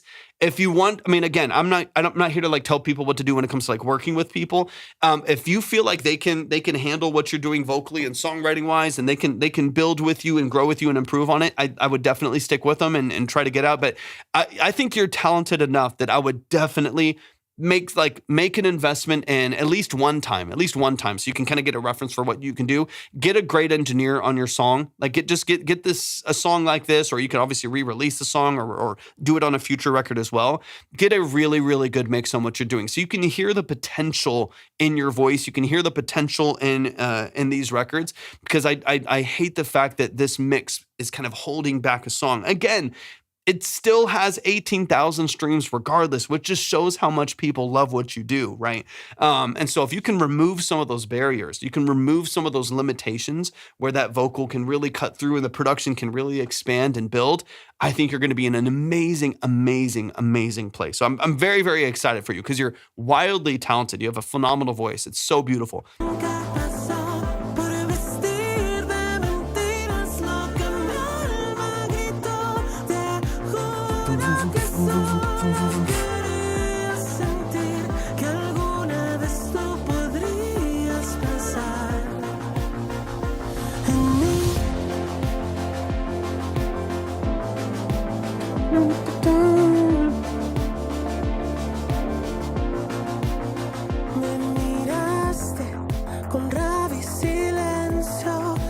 Right now, because of the production imbalance that we're talking about, the vocal feels quite a bit louder than all the production. So I'm hearing layers, I'm hearing like background vocals and harmonies. I'm hearing, of course, the lead vocal nice and clear right there. And the production feels like it's 5-6 dB quieter than everything else that's happening right there. So that's where I want to wake this up a little bit. That's where I want to, make sure that the production has the support that it needs, because it definitely deserves it.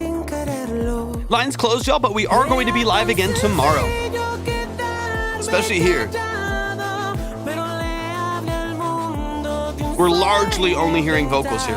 You can hear other stuff, obviously, but mainly vocals.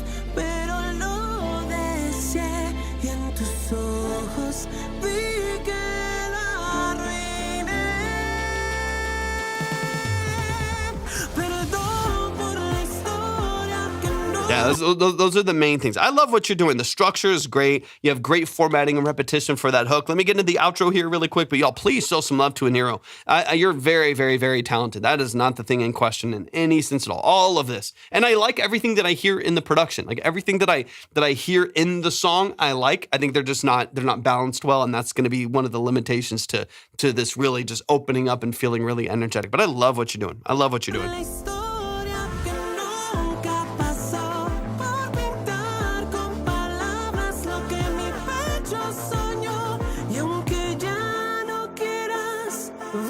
A little held up when you're singing. And what's cool though is Aniro's like, even with you maybe feeling a little bit more restrained when you're singing, that's still the most polished part of this whole song. Like that's what's cool is like even through maybe some of the emotion that you're feeling in the song, based on the content of it, even just based on even just some shyness, whatever it might be, that's still the most polished, most present part of the song. I'm excited for you. And again, I haven't heard some of the other songs. Maybe you're working with other engineers as well, or maybe it's all this one. But I'm excited because the only thing that's holding you back is just balance on a mix. And that's fair. Like a decent engineer is going to be able to get like a pretty good balance on this. So you are not far off in any sense from really, really powerful, really impactful music that goes very, very far. I think because of your charisma, your aesthetic, the way that you sing, the way that you emote in your vocal structure, I think that people connect to you and people connect and relate to what you're doing. And I think that's amazing. I think because you have that, you're already huge strides ahead. Like that's a very, very important distinction in your music. Your ability to emote in your music is really powerful. And so I think if you can get a good balance on a song like this, then this has that potential to be like, I forget the new one from Ariana Grande. That's kind of what this reminds me of stylistically. It's different, obviously, but stylistically kind of reminds me of one of those new ones from Ariana Grande. I can't think of the song, but the percussion is very similar. The like progression and the way that the production builds out is fairly similar as well. It's like classic 80s synth pop vibe. And I think that if the production was supported more like that, this would be transformative for you because it's a really good pop record. It's a really good pop record. And if it's supported better, man, it's game over. It's game over. Y'all show some love. Show some love to Aniro right here in the chat. All love from this end. I appreciate what you do so much. Thank you so much for sending in this submission. I'm very, very excited for your future. I think it's very bright. Very, very bright. Of course, anytime. Is it Kath's? We are, or Kath's lover. We are closed for today, but we're going to be live again tomorrow. Jenna, welcome in. Good to see you. We got Vendor in the building. Overswirl. Let's go, Vendor. I see Vendor right there, so let's get into it. He said, ha ha ha, hate it now. That's a great start. But I thought the chorus had something all other is a bit boring. This is an idea I made for like an hour. Regret submitting now, but thanks anyways. I got you, man. If anything, hopefully I can just be a feedback, like a backboard, springboard. I don't know what I'm talking about. I could just be a little bit of feedback as far as like, man, here's some things that you're struggling with that you're not liking anymore and ways that we can kind of direct the production a little bit more so it gets back to a place where you're enjoying it again. I know I've heard, of course, everyone's talking about that in the chat. I feel that's wild. That's crazy. Sounding board, Spides. Thank you so much. You're heaven sent. All right, this is Overswirl by Vendor. Vendor, have I heard this before? But you're so credit every time, so it may be okay. I got you. Yeah, I'm not going to roast you for it. Even if something's objectively bad, I don't find it's my place to just tell you that because that's kind of point. I mean, if it's bad, it's bad. Let's talk about the improvement. That's all. That's the way that I'm like, oh yeah, if like your vocal's way out of tune, let's talk about how to perform better. Let's talk about production structure. Like if like your production is like disjointed and it doesn't make sense, let's just talk about that and let's figure it out. That's why this whole live exists. But like, let's come to a solution as opposed to just be like, dude, this sucks now. And it's like, I don't know, what did that offer us? Let's get to a solution on it. All right, this is Overswirl by Vendor. Let's get into it. You may come. Have I heard this before at all? I hope for it. I feel around this sun came. Perfect. I'm doing okay, Jenna. Doing okay. It's been kind of a chaotic day, but it's all right. Okay, yeah, I don't think I've heard this.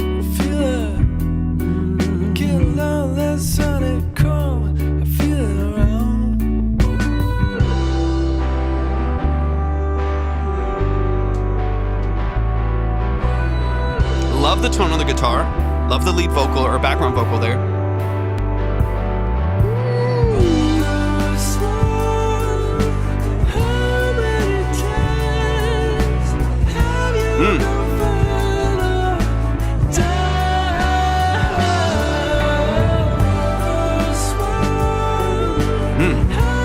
I like that.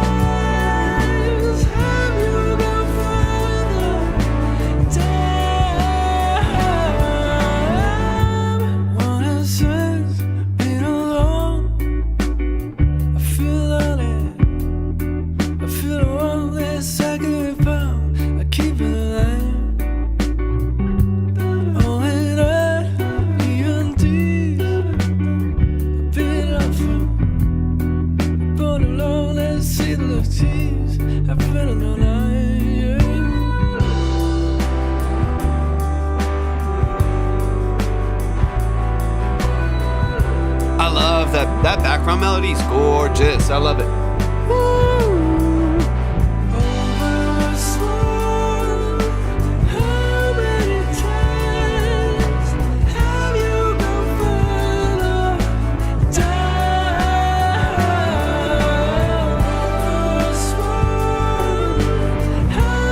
This is nice, man.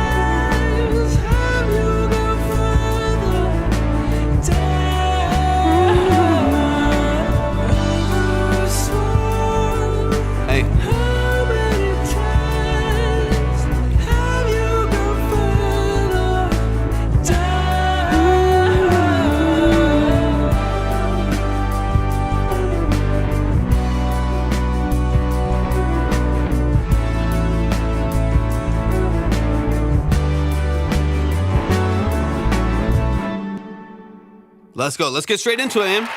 Yeah, it's not done. Yeah, everybody keep that in mind. This is like an early demo, scratch vocal, still finding the melodies. I was looking at my rack back here because I'm not feeling the AC at all, and I'm worried that my rack is blocking it. I don't think it is, but I am so hot in here, man. Some of it's probably just the gear. The gear is toasty, but I got a fan on. I got the AC on, and it's driving me nuts. It's so hot in here. Y'all always see me like sweating on here through it's like, man, what in the world's going on over here? All right, let's run it, man. Yeah, I'm like, dude, I like started looking, I'm like, hold on, like, what in the world? Like, how is this not cooling down in here? Jesus. Okay, let's get into it, man. Let's get into it. Let's run it from the top. So let's mainly talk. So I really like the chorus. Once we get into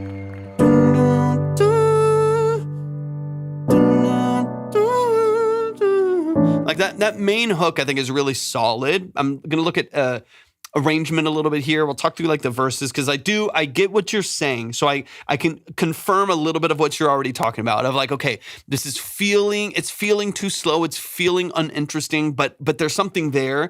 And so I want to get into the something there part and see if we can pull a little bit more out of it. You may come.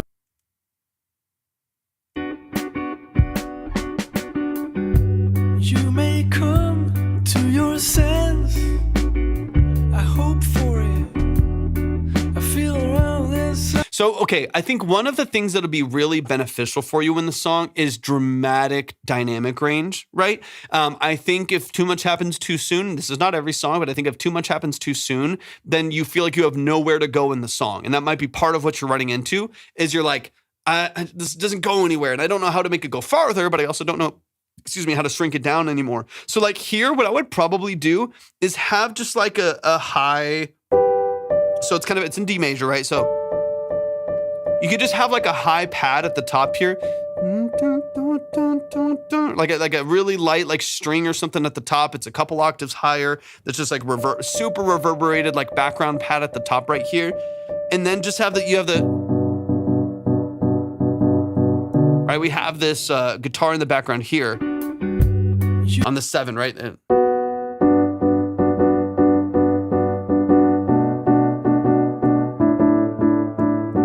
Right, we have this that nice progression right there. What I would probably do if it were my track is not bring in any drums and don't bring in any bass for a little while. for a little while, at least B section, if not like first hook, right? Let the song grow a little bit more, because I think part of what makes it feel stagnant is that we immediately have bass, we have drums, we have the guitar in there, we have the top line over the, it's like kind of already there and it's pretty chill. And since it's already there and it's pretty chill, there's very little room for it to go anywhere. So if this whole section, you just started the whole song with like high pad, that's just like sitting on the D major or something at the top or something like that. And then you start the song with just electric guitar and vocal. Just electric guitar. Where's my guitar? Well, not that one. I was going to say, where's my acoustic? I think I put it in another room. But I think if you just started with that, so like this.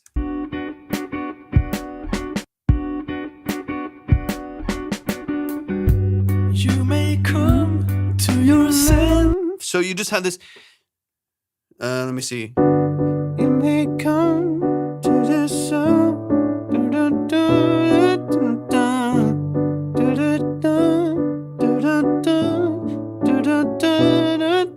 Bass, right? Like, and like the drums come in right there, but the drums come in like pretty heavily set. I'm gonna use my imagination here based on the demo, right? But like, yeah, me too. I do like it on piano a lot as well. But I think the guitar holds its own though, and so I would probably start still with guitar. So like, if you start, and again, let's use our imagination.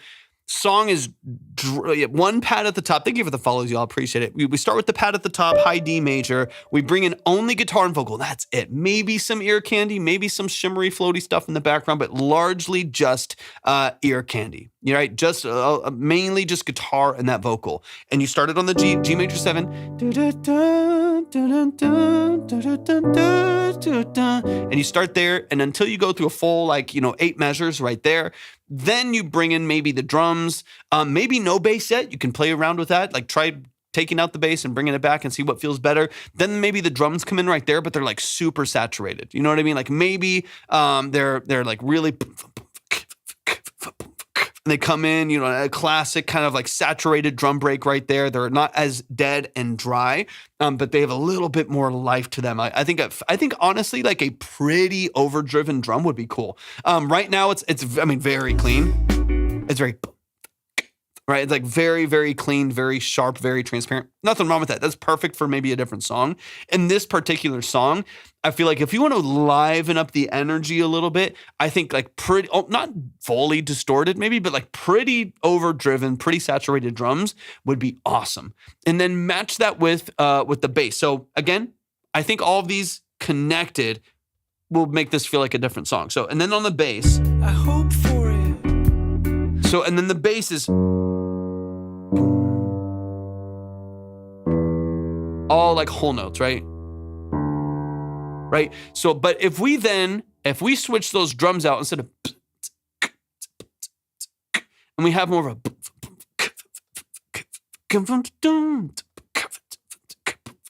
has a little bit like more movement to it. It feels it's got a little bit more energy to it. If we add that in there, saturate it like crazy. Thank you so much, Vendor. I appreciate it. Saturate it like crazy and match the bass. So instead of the bass just doing whole notes, have like a boom.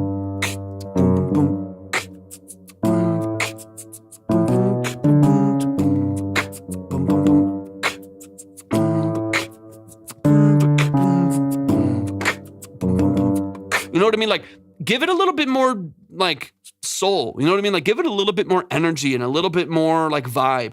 Right now, it's like, you hear how, at least in my mind, I'm getting hyped. I'm getting excited. In my mind, I'm like, oh, I'm starting to hear the song for the first time, kind of. You know what I mean? I feel like I'm hearing your demo and I'm like, you know what? I hear a song that's parallel to the song that you have, but it's a little bit different. And the song that I hear that's parallel to your song is phenomenal. It's amazing. And this just needs to kind of move that direction a little bit using what you have. Hey, Fog, I appreciate you. Like that change in energy, you take what you already have right here and you just dial it, different drum structure, a little bit more saturated, a more funky bass to match it. Boom, boom, boom, boom, boom. boom, boom, boom. Like, you know what I mean? Like a little bit funkier, a little bit more movement right there. And then starting just guitar. Now we have a really dry, low intro. We have a pretty dynamic verse. And then when you go to the hook, you can open up the bass a little bit more. Right? We can move it a little bit more. But right now, the hook is kind of the only part where we get more dynamics right here. Okay, let's go a little. Most of this is kind of the same, and like you said, mumbled through. So I think that's most of what I want to say. That to me, take that idea and copy it over the whole song, and it'll transform the way that it feels. I want to hear your interlude and then the hook. What is a hook right now first, and then we can move on to the next song. But let me hear this next part here. I think to me, this will transform the way the song feels. There's so much gold here. And like I like a lot of your melodies. I think what'll happen is you'll redo some of the production, and it'll give you so many more ideas for the vocals too. Because like now I know what to do. You know what I mean? Like it'll just click. Okay, let's get into the pre.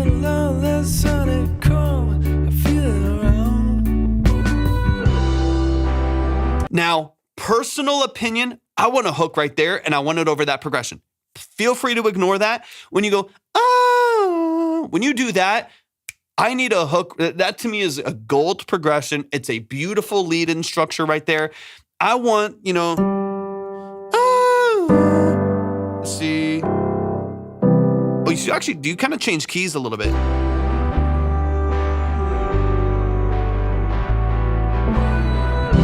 Yeah, we kind of go to a G major. That actually changes keys technically, progression-wise. It actually moves from a D major to a G major, kind of moves from a D major to a G major, which is interesting. I mean, that's funky too. I love that. He's like, I don't know what I did, but it's, because like, again, before we were here, G. I think, hold on, maybe not.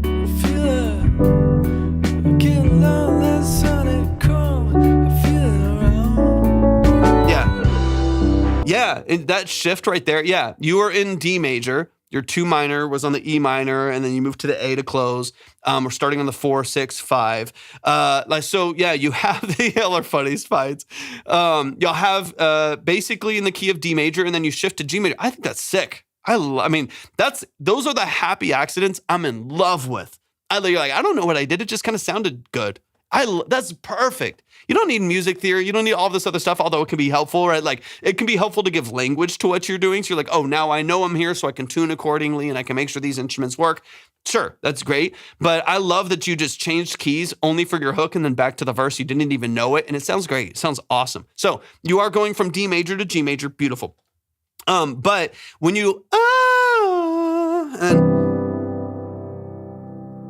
so right here, let me hear where you go from there. To me, it's a hook. Doesn't have to be, but to me it is.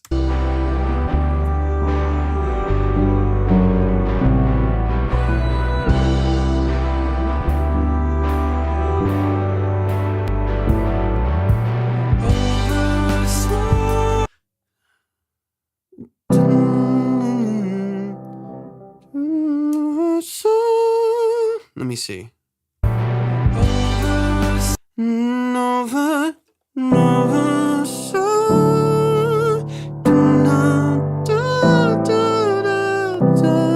Like I'm curious. This might not be the right decision, but I'm curious what it would sound like to take your actual hook. Welcome back. Take your actual hook and put it over your pre. So here, so you have.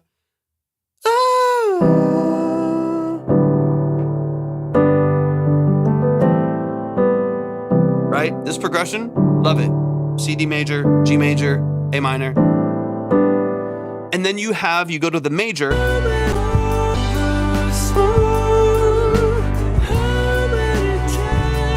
But what if you combined those and you did.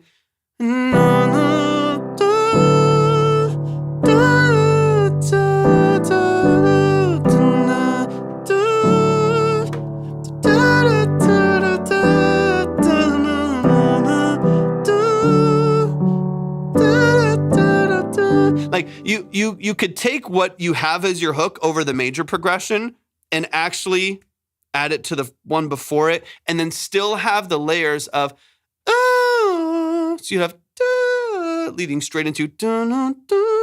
Anyways, what I would do if you're gonna have the interlude there needs to be some other content to it, some lead line that comes in, a vocal or something, just structurally to make it make sense. Now, I do like your hook the way that it is.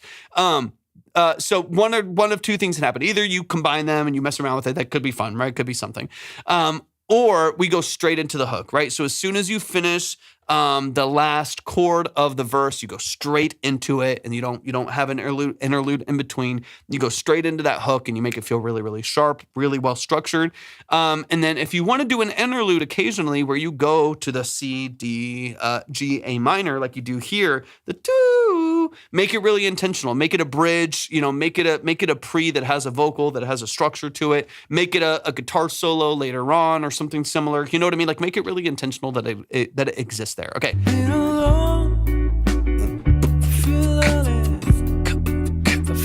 Funky bass, tighter drums, you know what I mean? Like I think you can wake this up a lot.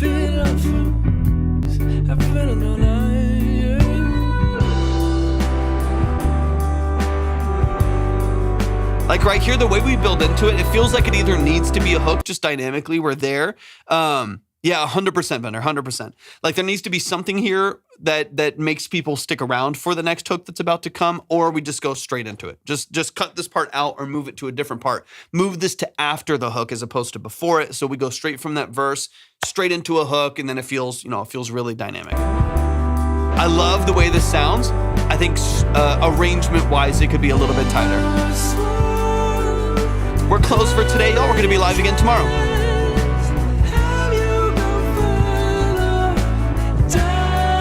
I do like this. Love the high synth.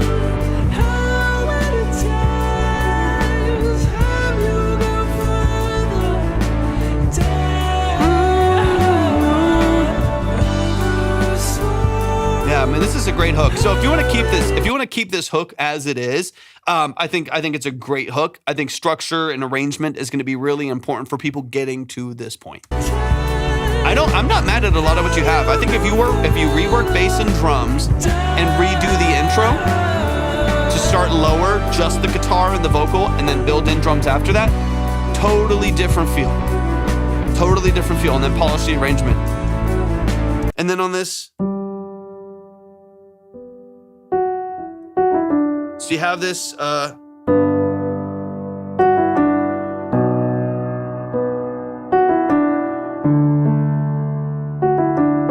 right? You have that lead melody over the top. Definitely make that lead melody a bigger part of the structure. So I love it I think it's a guitar in the background. Have a synth, kind of a Fantasia D50 bell over the top, something like that. Like have this, I'll play it over here. So.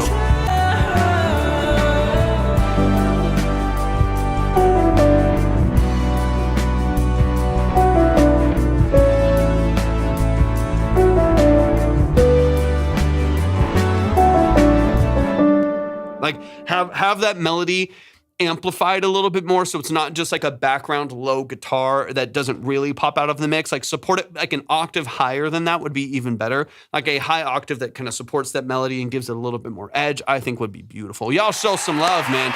Show some love. That's the family. Vendor in the building. Vendor, you know what? I love what you do, man. I think you're really, really talented. Even your early ideas, I think are still so worth pushing. You know what I mean? They're still like, even the ones you're like, oh, I don't even know what's happening here. I think just waking them up a little bit, I feel like is going to bring so much life to what you have. Because I think the core ideas that are there, beautiful. Really, really, really well done. Thank you so much, Vendor. I always appreciate your support. Thank you so much for what you do and just the energy that you bring to your music. I really, really appreciate it. Let's keep it rolling. We got Derek Bennett in the building. Derek, let me just make sure that you're here. I know you've been kind of in and out, or you were on the golf course a little bit. So let me just make sure that you're here. And then let's get into this next one. Hop Count, is good to see you. Thank you for tapping in. Derek's here. Let's get it. This is The Dark by Derek Bennett. Let's go. Featuring Johnny Schmidt. Talk to me about the track. Let me know if I've heard it before. Of course, I sometimes I get confused. Still golfing, but here, sounds good. Let's get into it. Anything I can help with, let me know. Of course, Vendor, anytime. All right, this is The Dark by Derek Bennett. You just heard this one, got the vocals. Beautiful. I have. R.I.P. Running from you's a dangerous game. Oh yeah. Feeling the pain, the shame, it's a shame. I couldn't face the truth. All of the guilt came down on me. This is tighter. This is way tighter, man. I did the only thing that I knew how to do. I hid from you as I ran. So much better. It's so much more pointed. Betrayal, shame, and loneliness causes pain inside my heart. Just one bite and I threw it all away. Now I'm out standing here on my own, nowhere left for me to go.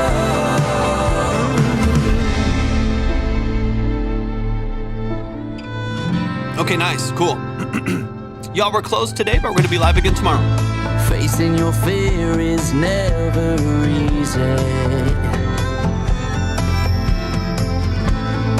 When you spend your life on the run. Oh, this way that buries you. You gotta pick yourself off the floor.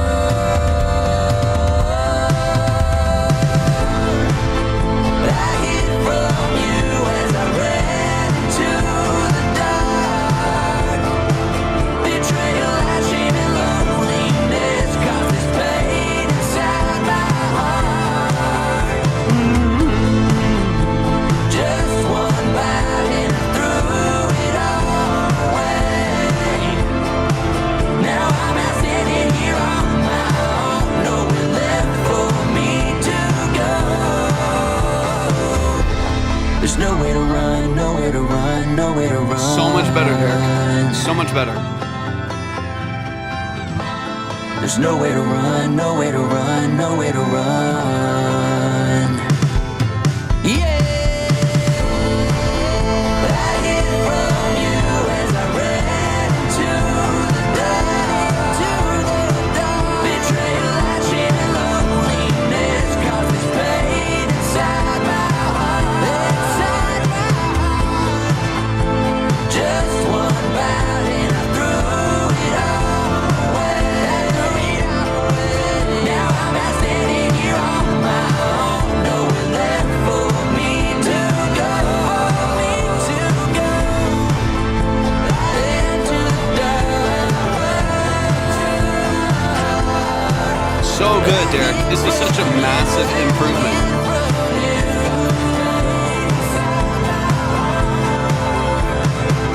Especially for this not being mixed.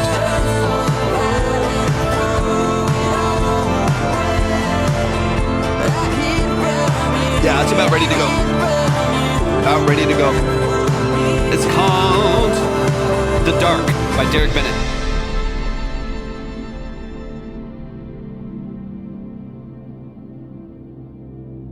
Y'all, show some love. Show some love. Show some love. That is The Dark by Derek Bennett Music. Dude, there's 2 or 3 small little things in here that we can just like on the production, maybe we can make some tiny shifts to like little cuts here and there just to clarify a few elements. Night and day. I mean, the first version I heard was really cool. The first version I heard had so much potential and a lot of dynamic to it. This is just, it's dramatically better. It's dramatically better. This feels pointed. It feels on the nose. It feels like this is what you want to hear out of a song like this. So much more established and so much more consistent. Massive improvement, man. Let's get into it. Couple small little things really quick since I just heard it. On the outro right here, so on these last hooks right here, it's a little bit, of course, a lot of this will be mixed, of course, that's obvious. But on the last hooks here, it gets a little bit muddy. I think some of it is because of some of the lower pads right here. You hear them on the outro. Watch where these are holding, whether like the octave that they're holding, the balance of what's holding right here. At the end, a couple different elements end on different chords. So here.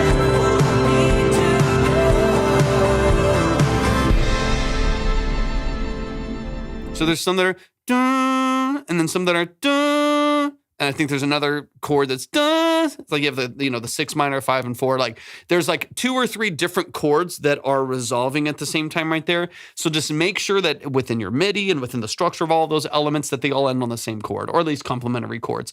Just because you can hear a little bit of the mud and kind of like the strings doing one thing, the lower string pad doing something else, and maybe like the bass ending on a different note, whatever it may be.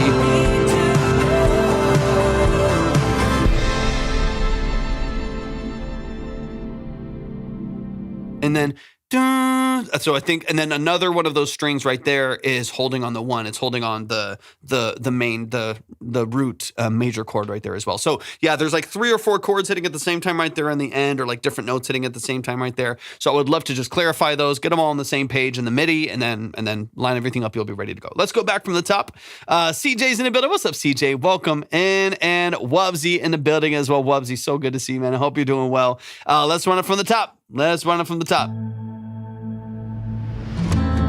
Running from you. So much better, man. So much better. Y'all show some love to Derek Bennett. He's over on YouTube right now, but man, show some love. Amazing. Feeling the pain. What's up, Wubsy? Good to see you. Good to see you, man. I hope you're doing well. I couldn't face the truth. All of the guilt. Like, this intro's great. It's sharp. It's punchy. It's nice. Super clean. I did the only thing that I knew how to do.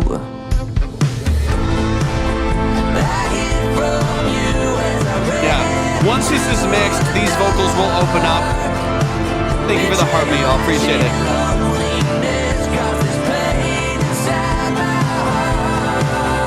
Great melodies.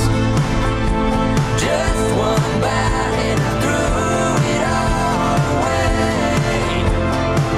Now I'm not standing here on my own. Nowhere left for me to go. Yeah, so much better. All this is great. Okay, there's only really one other thing. So some of the outro elements, ending chord elements right there. Those are the things that I want to make sure that the ending feels really impactful.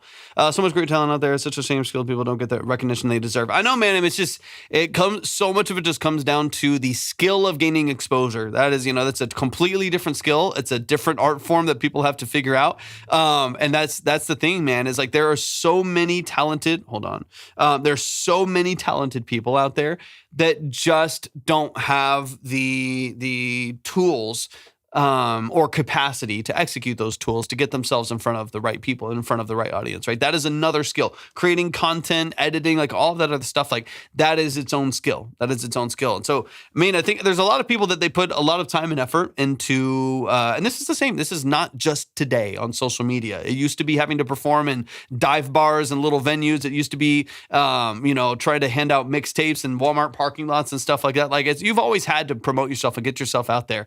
Play small shows, play at colleges, play at parties, DJ, like whatever it is. Like you've always had to put yourself out there. So it's a different art form. It's a different art form. And I want more people to put more focus on that because that is the missing piece for so many people. They are really talented and are missing a piece of the puzzle that would help them get themselves out there. And that's different for everyone. It takes a lot of scale to be able, I think, to make that happen.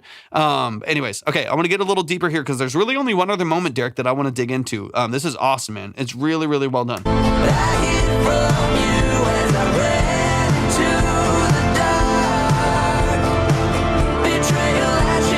So visit the mids of this right here. I don't know. Some of this might just be balanced. Very well might just be balanced because it's not mixed yet. There is kind of a wall of mids kind of in the middle of this mix right here. And I think it's like low strings. It's the low pad. It's like a couple low elements, a couple layers of strings that are all kind of right here in the middle. I can't tell what's going on there. It's just a lot of sound right there. And I think it's because there's like 3 or 4 pads or low strings that are all kind of in that same space right there, including a bass maybe and some other elements that is making it a bit muddy in the middle right there. Again, some of that is clarity on the mix that will just happen. But The other is making sure that there's not too many elements like stepping on each other's toes right there, because I really like everything else that's going on in the production right here. And so I don't want to just hear, you know what I mean? I don't want to just hear like a wall of sound right there. I want to be able to hear like, oh yeah, here's a string doing a string melody. Here's this beautiful like low fiddle that comes in. Here's like a really cool low pad that's layered over the bass. And I want to hear what they're doing and it not just be kind of a blob of sound kind of in the middle of the mix. Right now, it sounds good. And I think that you might be able to get away with a little bit because these lead melodies are really strong and the drums are really strong. But I think if you're going to, at the very least, just like revisit it, just look at it, just kind of see, Melrose, thank you for the heart. Just see, go revisit it and see if like, even honestly, to be honest with you, like even like mute a couple things during the hook specifically and see if you're like, actually, it doesn't need like this third string. It really just needs like the pad and the bass and it's fine. And just see if there's anything that's stepping on something else and see if there's not a way that you can clarify it a little bit. That'd be one of my few things here. Okay, let's get into this last section. There's nowhere to run, nowhere to run. Okay, here, right here, last thing. Just one way. Now I'm sitting here on my own. Nowhere Beautiful harmonies. for me to go. Okay, here. There's nowhere to run, nowhere to run, nowhere to run.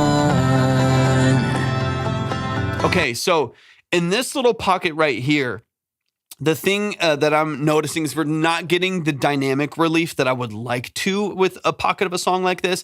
I think if you can, I would maybe either not have the fiddle here, maybe even the banjo. I mean, I like a lot of what's happening there. Again, sonically, I think they're cool. April, again, good to see you. I like the things that are there, but it keeps it loud. It keeps it really dynamic, still having all of the fiddle at the top end and the banjo and stuff like that. So one, of course, slightly balancing, of course, is going to be a part of the mixing process, but I don't want too much high-end information that's like keeping it loud to where when the next hook kicks in, it doesn't feel as intentional. It doesn't feel as impactful, rather. And so in this little pocket here, I would love to bring it down to just like the low acoustic, like really, really subdued, low acoustic, nowhere to hide, nowhere to hide. It's like super low, super, super tight. Right now, it still feels fairly loud right here. Nowhere to run, for me to go. There's nowhere to run, nowhere to run, nowhere to run. Like if it were me, I'd probably have like literally like, oh, is there on the, like I would have maybe acoustic and like banjo quite a bit quieter, but like maybe acoustic and banjo and that's it. Like you're going to get a lot of the rhythm in the mids from the banjo, but like nothing but acoustic, banjo, and vocals, and then bring everything back in right after that. That to me is like the last little section right here that we can just polish the dynamics. And of course, if you want to keep them all there, keep them all there. But what it's doing is you have a huge hook and we're not able to dynamically come down that far. So it still just kind of feels busy and loud before you go back to another hook that's going to maintain that busyness. And so I think if you can optimize the dynamics to where this low section feels even more intentional, even more emotional, because we really bring it in close, acoustic, banjo, maybe no fiddle for a moment, and then bring everything back in for the last hook, I think it would make it super, super impactful. But man, this is sounding so much better. By far the best that I've heard it, man. It's way tighter.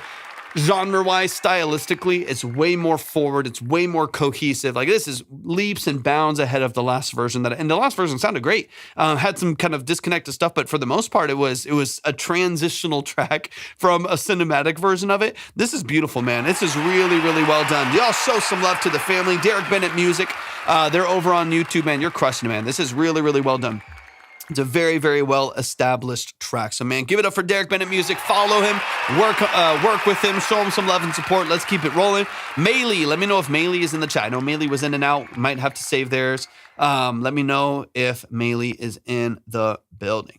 Let me know. Maylee's here. Let's get it. Made some updates to the lyrics and the production. Going to remove some of the compression on the bass, but let me know your thoughts. Okay, I'm assuming lead vocal structure is the same. Right? I'm assuming you haven't retracked yet, correct? But let's get into it. We got a couple more tracks here. Hold up. Pretty much. Okay, cool.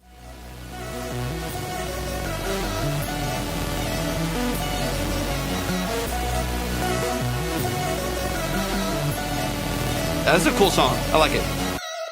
Wanna get real close. Wanna be right next to me.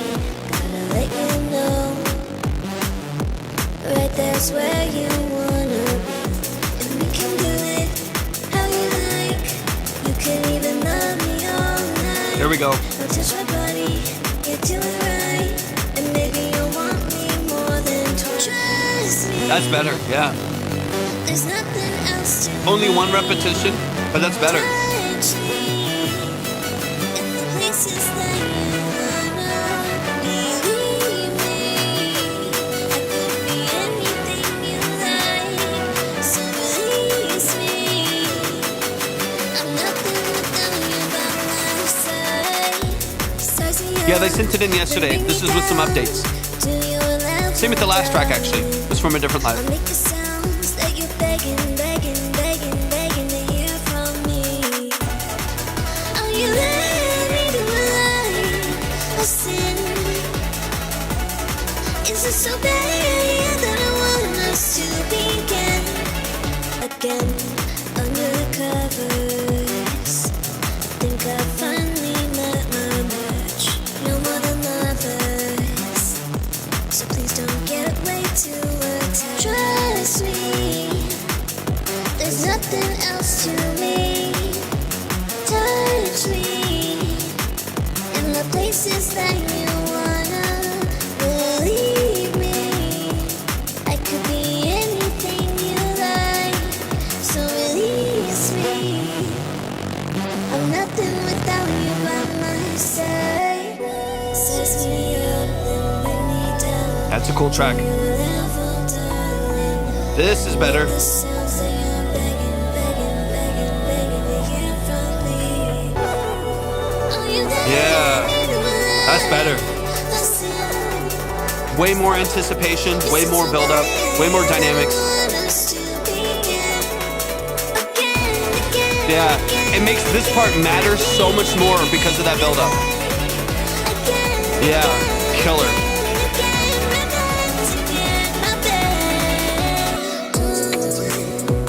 You could bring me down. Yeah, you could hurt me with no others around. I could do better, but I like what I got right now. Only in deeper. I'm in trouble now. Beautiful. Much better dynamics. Much better.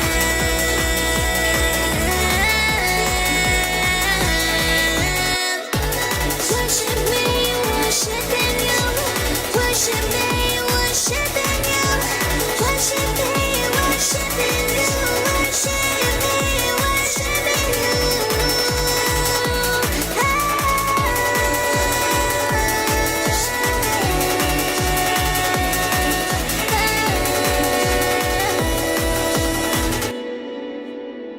Beautiful. Beautiful, beautiful. Y'all show some love. Okay, I heard the song yesterday, so we can go a little bit faster on this one. We'll bullet point just a couple things that we can that you're already working on. I already know you're going to retrack some vocals and whatever and stuff like that. So much better already. The dynamics. I don't like that. That's art from the highest one. Yeah, let me know. Maybe rephrase. Let me know. I want to make sure that I'm getting what you're saying. There's already some huge corrections there. Already some huge movements there that to me are way more dynamic, way more in line with what makes sense. Yeah, big fan of the corrections that you made already. A couple little phrases in there I want to dig into just briefly. We should be able to go fast through this one. Just briefly, a couple little filler words in there we can maybe target. Already a huge improvement on the early pre-hook there, changing out some of those lyrics. It's way better. Way less of the repetition on the do it part. So much better. So much better. Y'all show some love to Maylee. Show some love to Maylee. Let's get it.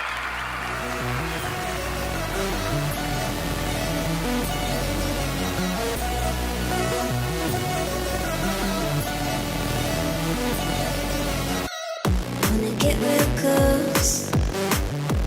Wanna be right next to me. Gotta let you know. Right there's where you wanna be. And we can do it how you like. This is all better. You can even love me all night. Don't touch my body, you're doing right. And maybe you'll want me more than twice. Trust me. So much better. Okay, coming up here. There's nothing else to me. Touch me in the places that you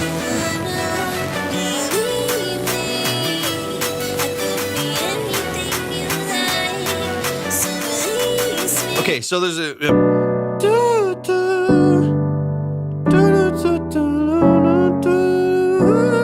right. Okay, all these melodies are great.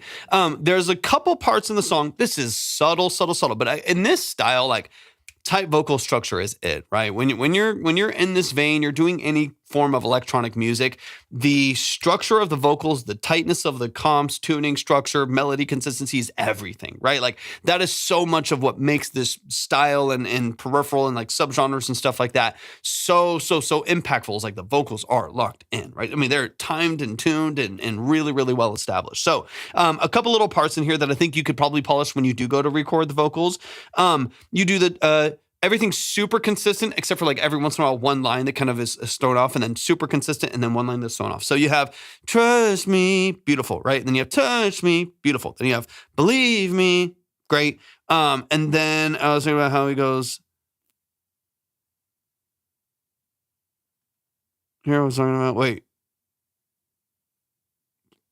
I was talking about how he goes down to, yeah, I know, yeah, okay, maybe I'm missing it a little bit too.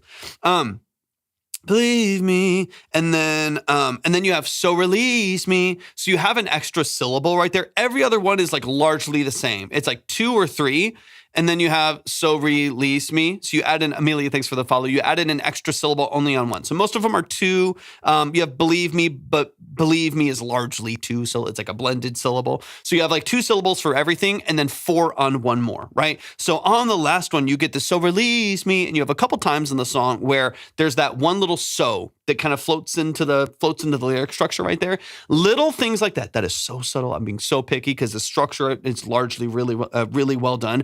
Because the structure is so consistent for trust me, touch me, believe me, and then you randomly have 4 syllables, doubling the syllables, basically. On that last line alone, it feels filler, and it feels like it kind of throws off the structure. It's less consistent. What's up, Denver? Welcome in. Good to see you. I would love, read down much from the highest note, quirky, down too much. Got to be a little bit more softly. Yeah. I think I see what you're saying. On that last line right there, I would just say release me. I think if you say so release me, it's just one, you already have release. So you already have one extra syllable. You're adding 2 extra syllables only on one right there. So if you just go, believe me, I could be it and you like, release me, just start the release early, right? Release me, and have it a little bit tighter right there. Otherwise, that it's literally one line of the song a couple times. It just feels less polished than everything else, right? Everything else is super consistent. It still makes sense to just like take out the so and then keep it a little bit more in line. There's a couple other lines. Let me see. I'm reading the lyrics because I have it on SoundCloud too. I'll keep it playing. Let's see. I'm nothing without you by my side. Sizing you up, then bring me down to your level, darling. I'll make the sounds that you're begging to hear from me. Are you ready? I like a lot of this. I think, again, the stuff that still needs to be mixed or retracked and stuff, I'm not too worried about. You're gonna handle that. But as far as like structurally speaking, like what's happening here, it's so much better, so much cleaner. A sin. Is it so bad that I want us to begin again under the covers?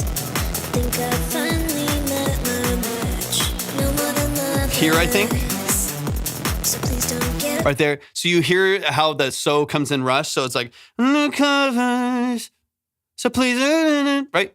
It's like, it comes in, and you can actually tell like within that vocal that it comes in a little bit rushed. no more than lovers. So please don't get way too attached. Trust me. And let me back it up here because I want to hear one other thing here. Dun-dun-dun-dun. So please don't get way too attached. I would almost just if you want to keep the so, just take out the way. So if you take, again, same thing. You can either take out the so or take out the way, and you can kind of pick, again, obviously. Yeah, okay, sounds good. As an example, you can rewrite it however it makes sense to match the syllable count again. You could take out the so, or you could take out the way, and have the no more than lovers. So, where is it? Where did I miss the lyric here? Let me back it up. I'll just play it. So please don't get way too Just say, please don't get way too, please don't get way too attached. Or, so please don't get too attached. Either one of those, the dun dun dun dun dun dun dun. You can do either one of those by cutting one of the syllables, by either cutting so and just go, please don't get way too attached, or keep the so and do, so please don't get too attached, and take out the way. Either one of those work. Either one of those syllable-wise works, and either one of those rhythmically works and still makes sense as a lyric. So you can actually, you have options, whether you like take out a so or take out a way or restructure it completely. Just watch the syllable accounts so you don't feel like you're having to force an extra lyric in there to make it fit. Okay, let's get into the next section here. I want to hear your breakdown. The breakdown it's so much better. So much better. leave me. Way better. I could be anything you like. So release me. You still have all the energy in the song, but the dynamics are huge. Yeah, way better. So much better. This is perfect. Again, balancing, sure. Please do not get too attached. That's what I was thinking too. I think the so to me since it was the same lyric before, like on that first verse, the so is the filler. And that's a filler pretty much with most lines, like having so or and or something like that is oftentimes just a filler word to fill syllables. And in this case, there's too many syllables. So if you're going to cut any, so is the easiest on either one of those to cut to make sure your syllable counts are a little bit more consistent. That alone will make it more catchy. It'll make it more consistent. It'll make it easier to learn. Rhythmically, it'll be more consistent. It'll be tighter, which I think is important for this genre. This breakdown is so much better. Again, there's things to balance and stuff like that I'm not too worried about. We've already talked about that the last time. This is structurally so much better. It feels more dynamic because you go as low as you go here. The next section of the song feels way tighter, like way more impactful, like way louder, way bigger because you go so much lower here. Bravo. Amazing. So much better. We are closed for today, but we're going to be live again tomorrow afternoon. It's all at the link in my bio, but we're closed for today. We'll be live again early afternoon tomorrow.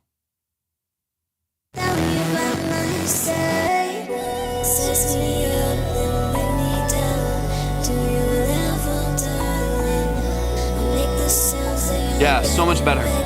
Nailed it. Nailed it.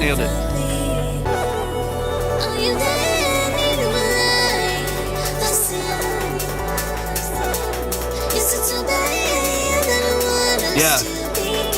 Again, I'm not the producer, right, that's like attached to what the idea is, right? Because I know how that is. Like as a producer, when I'm producing my own stuff or producing for an artist, it's like I have the idea in my head, so I know kind of what I'm trying to get out of something. And if it feels mismatched, it can feel like I can feel disconnected from the outcome of it, which again, that's something you can try to mitigate. But as just a listener, as just like a fan of the music, as a listener of the music, as someone who would be listening to the song on Spotify or wherever, as a listener, I'm way more engaged. It's hyping me up way more. It's giving me more energy. It's giving me more life. Listening to a version like this where we have that rebuild up again.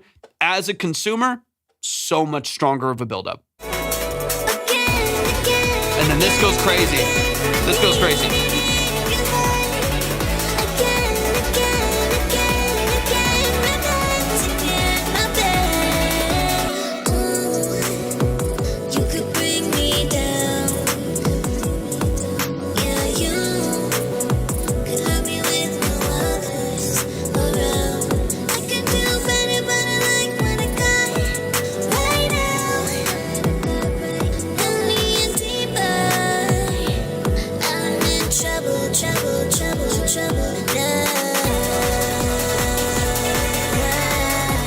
Yeah, build-up is so much stronger.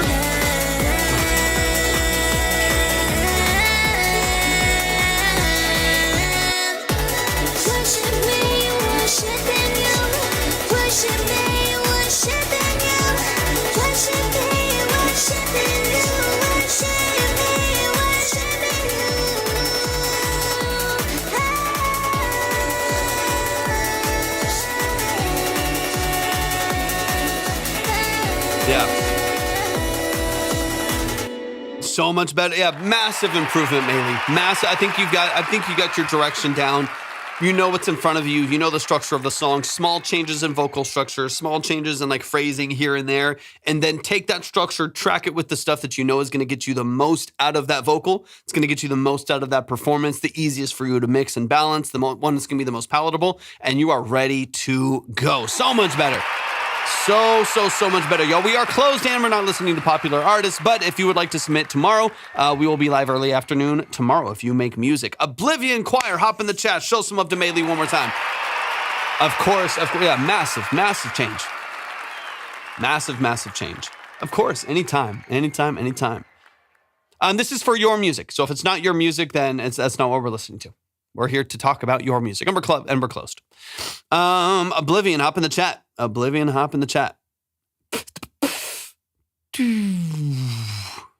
Tiny Tim, welcome in.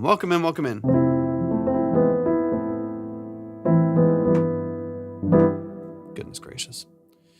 People don't listen. Muted. All right. For today, Oblivion inquiries. All right, let's see what's going on here. Dennis D. Haas Hogan, former singer of Simonic Drive and 20 Dead Flower Children, originally from Detroit, Michigan. This is his new project based out of L.A. Let's go. It's at the link in my bio. Alex, thank you for the follow. I appreciate it. Yeah, we'll be live again tomorrow afternoon. We'll open up the lines again. We'll get a bunch of new music in here. We'll be on a little bit longer. Today's a slightly shorter live. So I closed it a little bit earlier today. But yeah, everything's at the link in my bio. All right, this is Punchline, Oblivion. Yeah, give me the details. Let me know what you want feedback on, so on and so on. And let's get into it. This is Punchline by Oblivion Choir. It is out on all platforms. So go stream it, go like it, go add it to your playlist, so on and so on. Let's get it.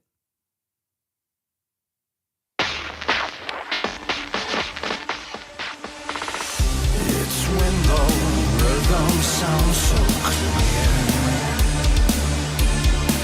that across those lines is a way to survive. 2 weeks ago. Okay, cool. The beacons I would follow, the pills I choose to swallow, simply serve to betray, needed in my own decay.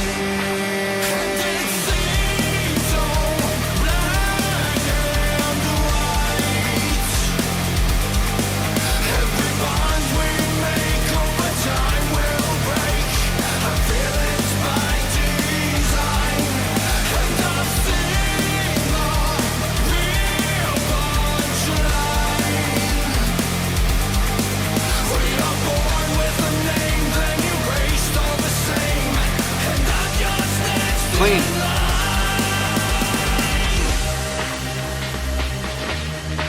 And hey, Puck, are you managing? Or remind me really quick what your connection with this is to. So now the glamour disappears, and it takes its toll, and it hurts to know control was never there. Got you. Excuses broken, the beacons are Are you doing work on the production then? so I'm closing my fist to live something purer than this. It seems so black and white. Every bond we make over time will Hey, thank you so much, man. I appreciate you. by design. Very cool.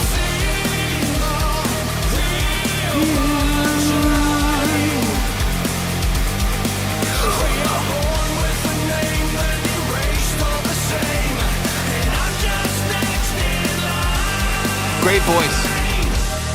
I'm the toxin for your vein. The same reminder that purges the stillness away. And on and no double down to keep me sad.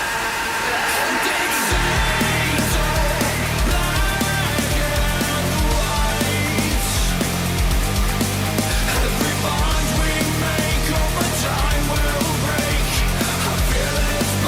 go, man.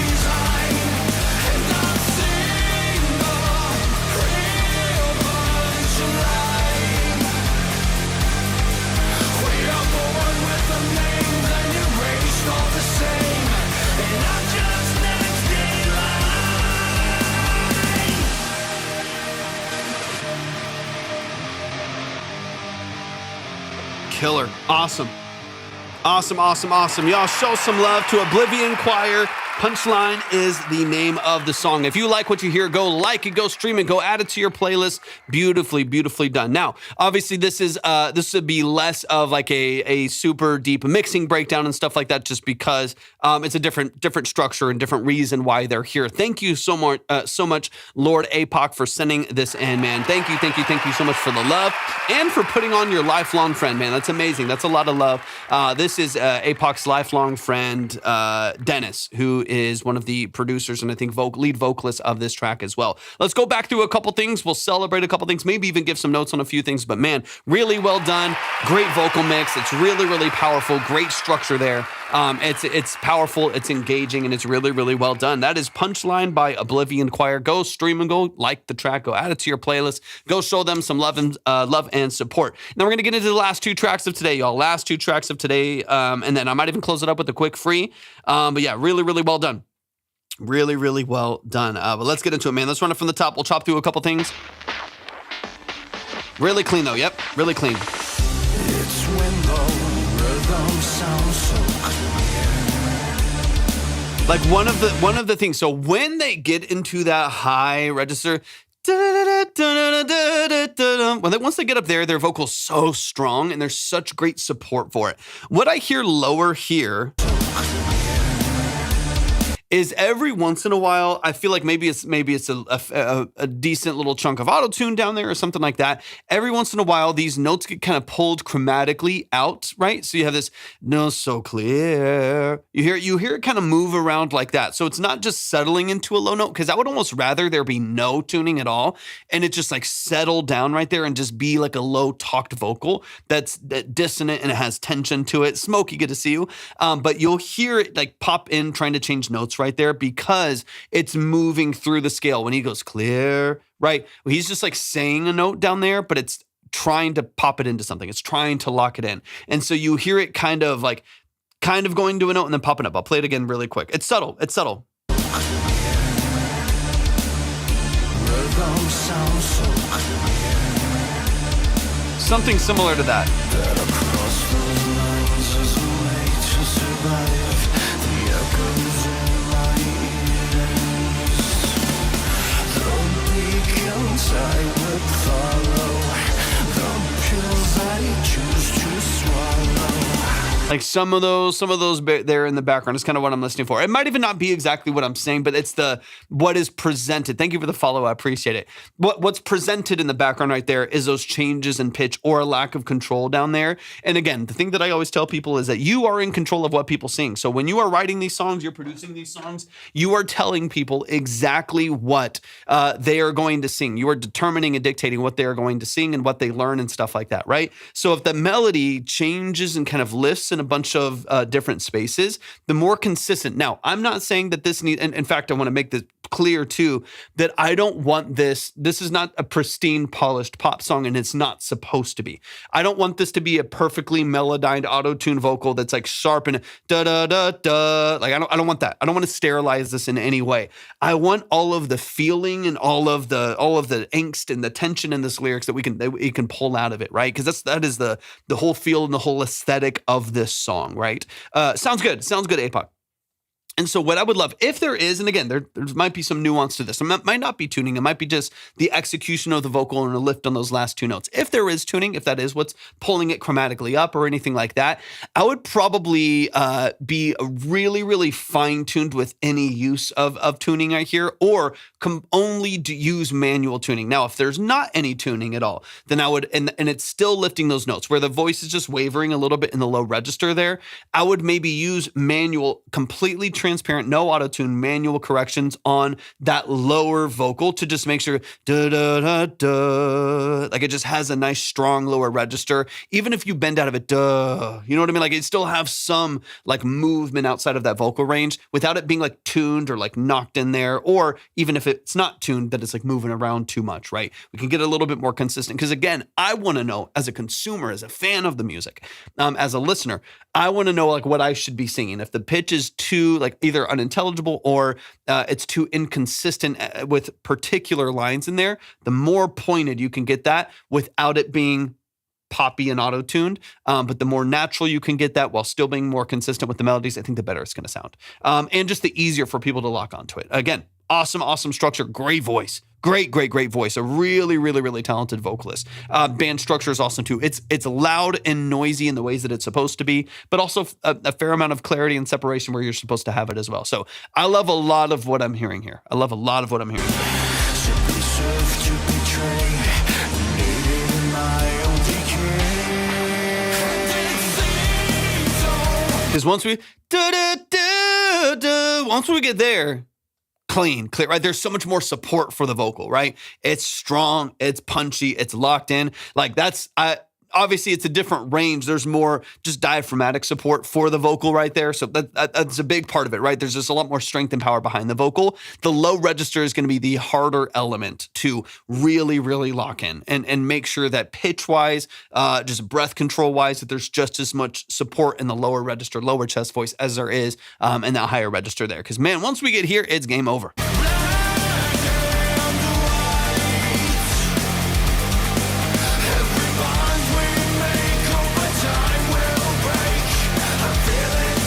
Drum, like structure is great, guitar tone's great. Beautiful. I love it.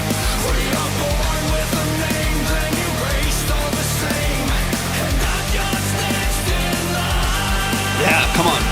That's gorgeous. Love it. Yeah, once we get here, man, it's game over.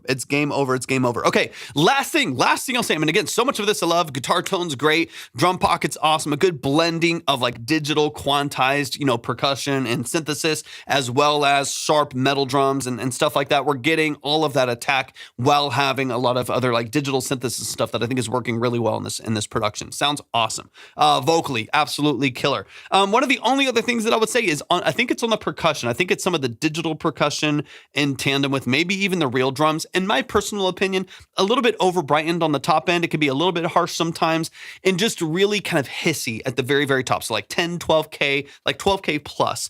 It sounds like there's a lot of energy at the top end of the percussion. So once we get into this hook, yes, the double tracks are beautiful. It's vibrant as hell. The vocal is killer. It's sharp. It's clean. The drums are snappy. But at the top end of the percussion, I think with some of the like kind of like digital percussion loops, as well as maybe like the overheads for the ride and the crash and stuff like that, those feel a little bit over brightened, a little bit hissy, a little bit like high frequency excitement there. That to me makes the whole top end. It has this kind of a sheen at the top of the mix right there that to me doesn't sound terrible necessarily. It's pretty bright, but it doesn't sound terrible. But what it is fatiguing over the long term. So once you're in, I mean, this is a 3.5 minute song. I think, 3.5 minute song. Once you're a minute and a half, 2 minutes in, that high frequency can be just a little bit fatiguing to listen to. I think if you just soften that a little bit, maybe even push the mids and low mids of the drums and percussion a little bit more as opposed to the high end there, because I feel like the guitar and the vocal layers do a lot of that. I think just rebalancing that slightly would open this up pretty dramatically. I don't think it needs much. I don't think it needs much at all as far as like mix and balance goes. It's really well done. But that right there is where I would just slight adjustments. All right, last little section here, and then we'll get into the next couple songs here. But yeah, amazing. Once again, y'all, this is Punchline by Oblivion Choir. Very talented.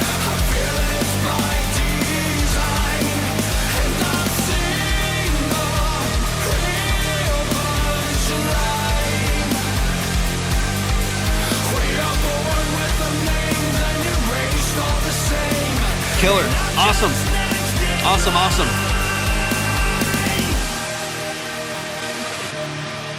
It could be that synth too. You kind of hear it at the top right there. It might be a pairing of that synth with a couple other layers that's creating some of that hiss. Let's go, man. Y'all show some love. Show some love. Show some love. Once again, the artist that you just heard is Oblivion Choir. The name of the song is Punchline, and it is out on platforms. So please go like the track. Go follow on Spotify. Go follow on here on social media. Go like it. Go add it to your playlist. Go stream it. All of that good stuff. Show them some love and support. Go boost their algorithm. Amazing, amazing, amazing job. And Lord APOC, thank you so much for the love and support. Appreciate you more than you know, man. Thank you so much for sending this in. That's a good friend. That's a good friend right there. So y'all definitely show some love and support to Lord APOC as well. Thank you for your insight. I'll be back with Side-Eye later. Amazing, man. Appreciate you. I appreciate you a lot, man. Thank you so much for tapping in today. Melrose, let me know if you're in the chat. We're closing up here in just a second, y'all. Last couple tracks. Melrose, let me know if you're in the building.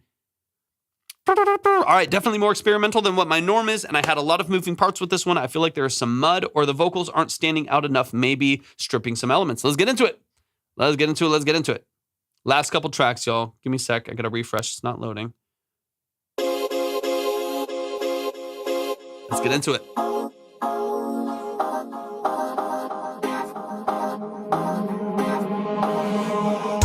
Keep on throwing subs and I'ma lash out. Drowning in your love and trying to tap out. Keep on feeling way too much for me to pass out. So I spend a couple smiles and live it fast now. No time, one face, and it's all that I know. 2 drinks, 3 texts, now we getting too close. Thinking how the last round always lasts 2. Said I wouldn't double back, shawty when I passed you. But I know, that's cool. I know, say it's over just to hold you close. And I know, every ending leaves me wanting more. But I can't resist the temptations, chasing after sensations. I'm getting lost in your ways, and I don't need no new faces now. Ivy. Can't resist the temptations, chasing after sensations. I'm getting lost in your ways, and I don't need no new faces now. It's about this for you. It's about Such a cool film, man. this for you. It's all just for you. All for you, baby, how could you forget?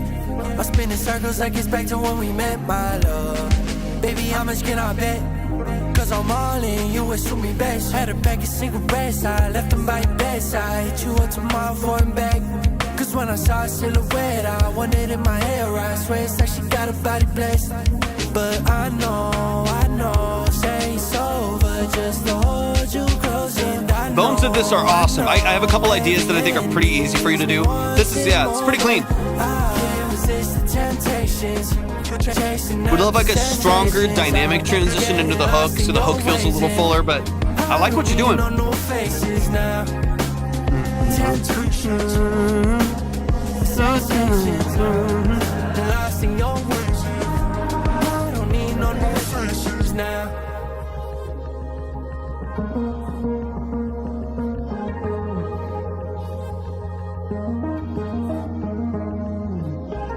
I like so much of the production that you have here. Really cool.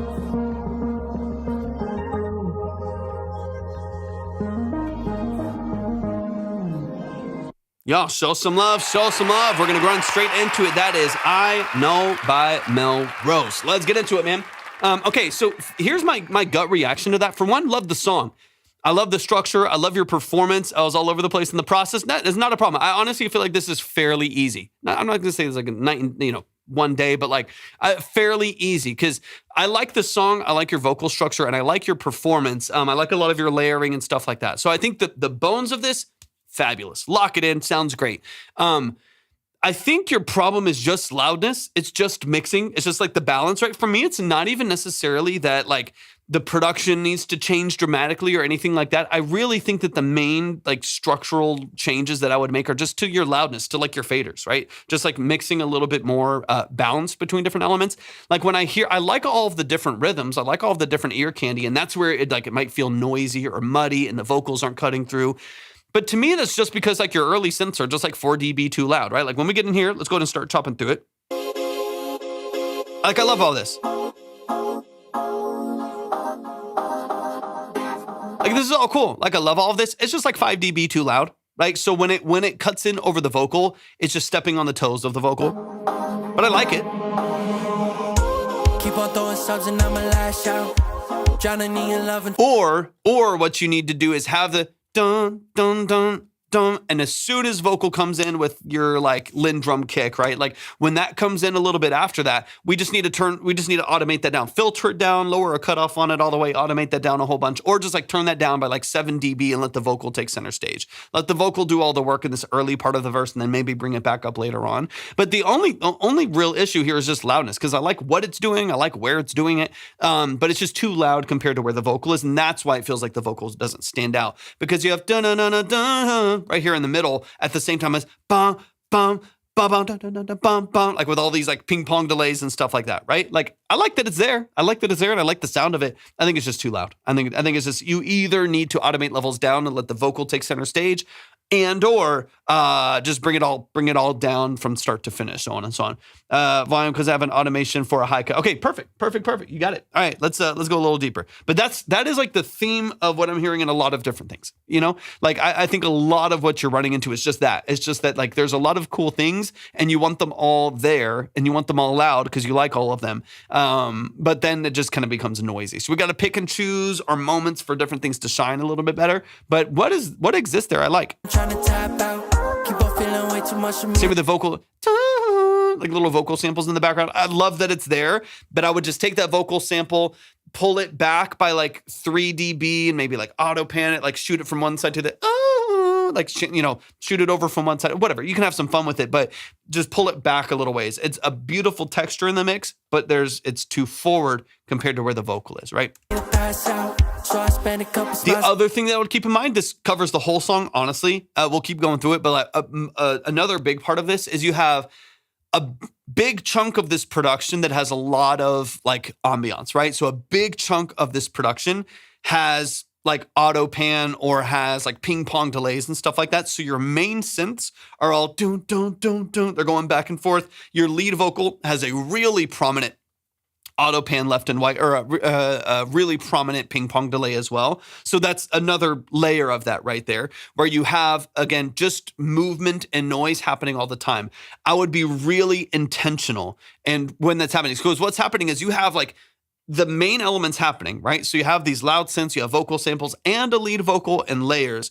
And then you have all of those elements shooting left to right constantly in the background of the mix. That's where like your muddiness is coming from. That's where like that noise is coming from. It's just there's constantly something shooting left to right in the back of the mix. So even just being more intentional with that, of even not having a ping pong on the vocal and just having an ad lib, or just a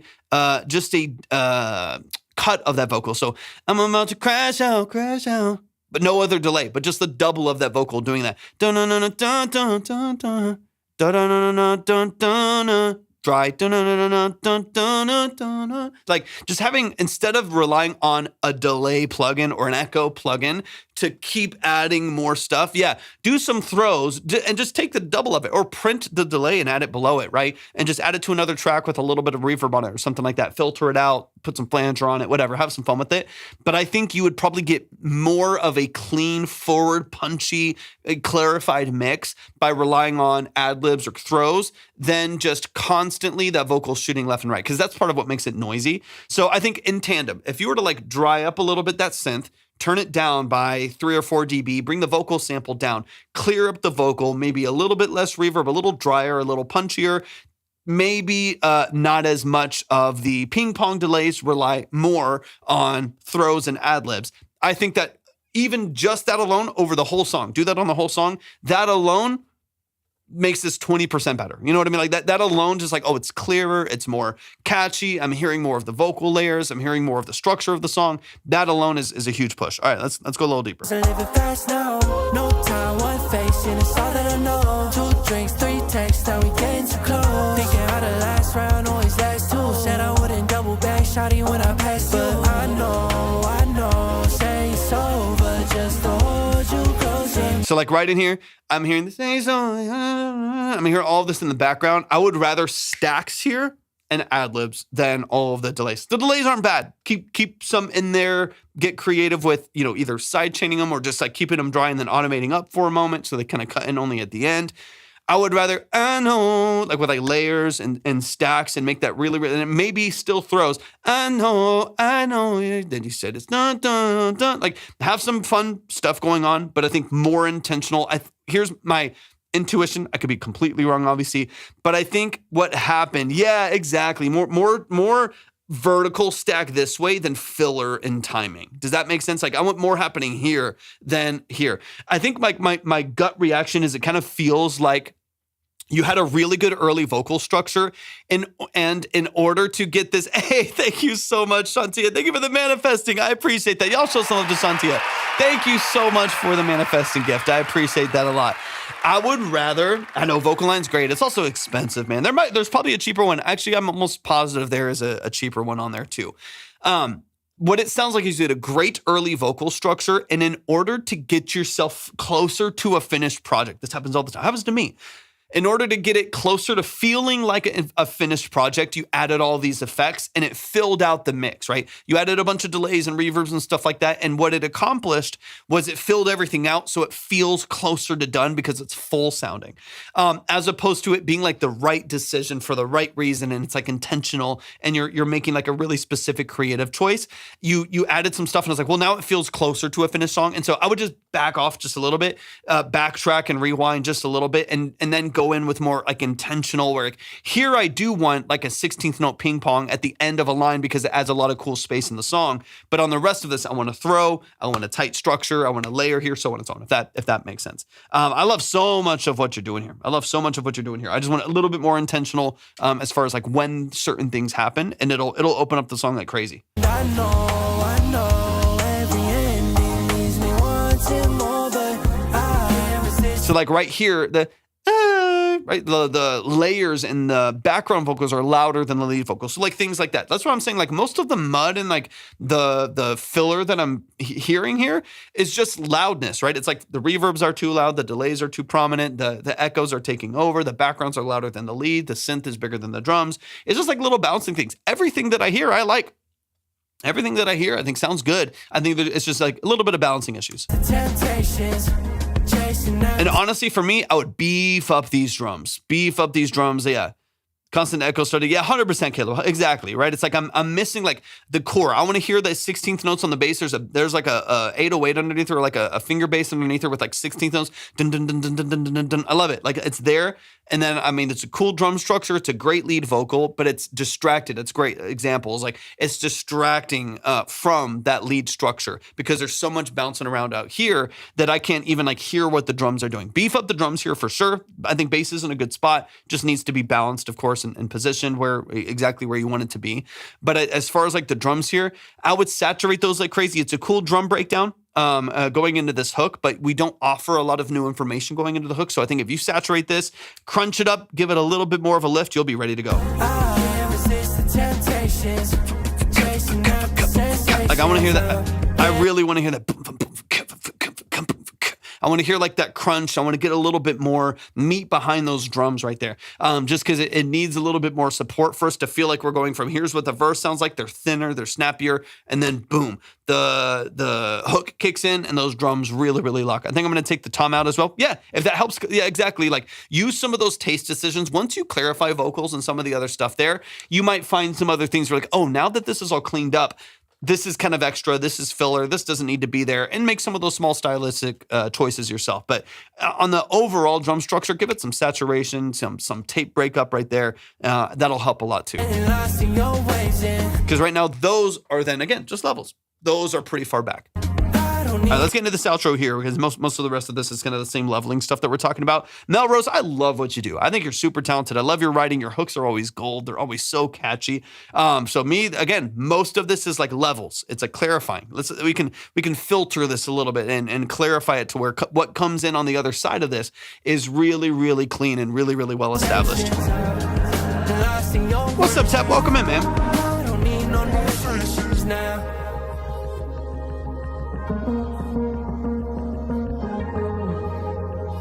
Good to see you, man. Hope your day's going well. Like I'll bring in the vocal back in here. Friendships now. I don't need no new friendships now.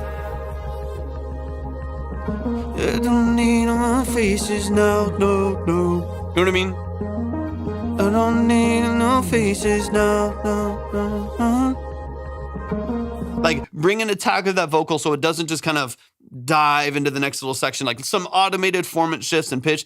Burning no faces now. You know what I mean? Like have some like little altar boy formant shift automation there. Whatever. You can have some fun with the outro, but keep as much of your core vocal structure in there so that every part of the song makes it like catchy, makes it lock. You know what I mean? Like the whole song start to finish grabs you, just really, really locks you in. You also show some love to the family. Melrose in the building. Melrose, you know I love what you do. I appreciate your creativity.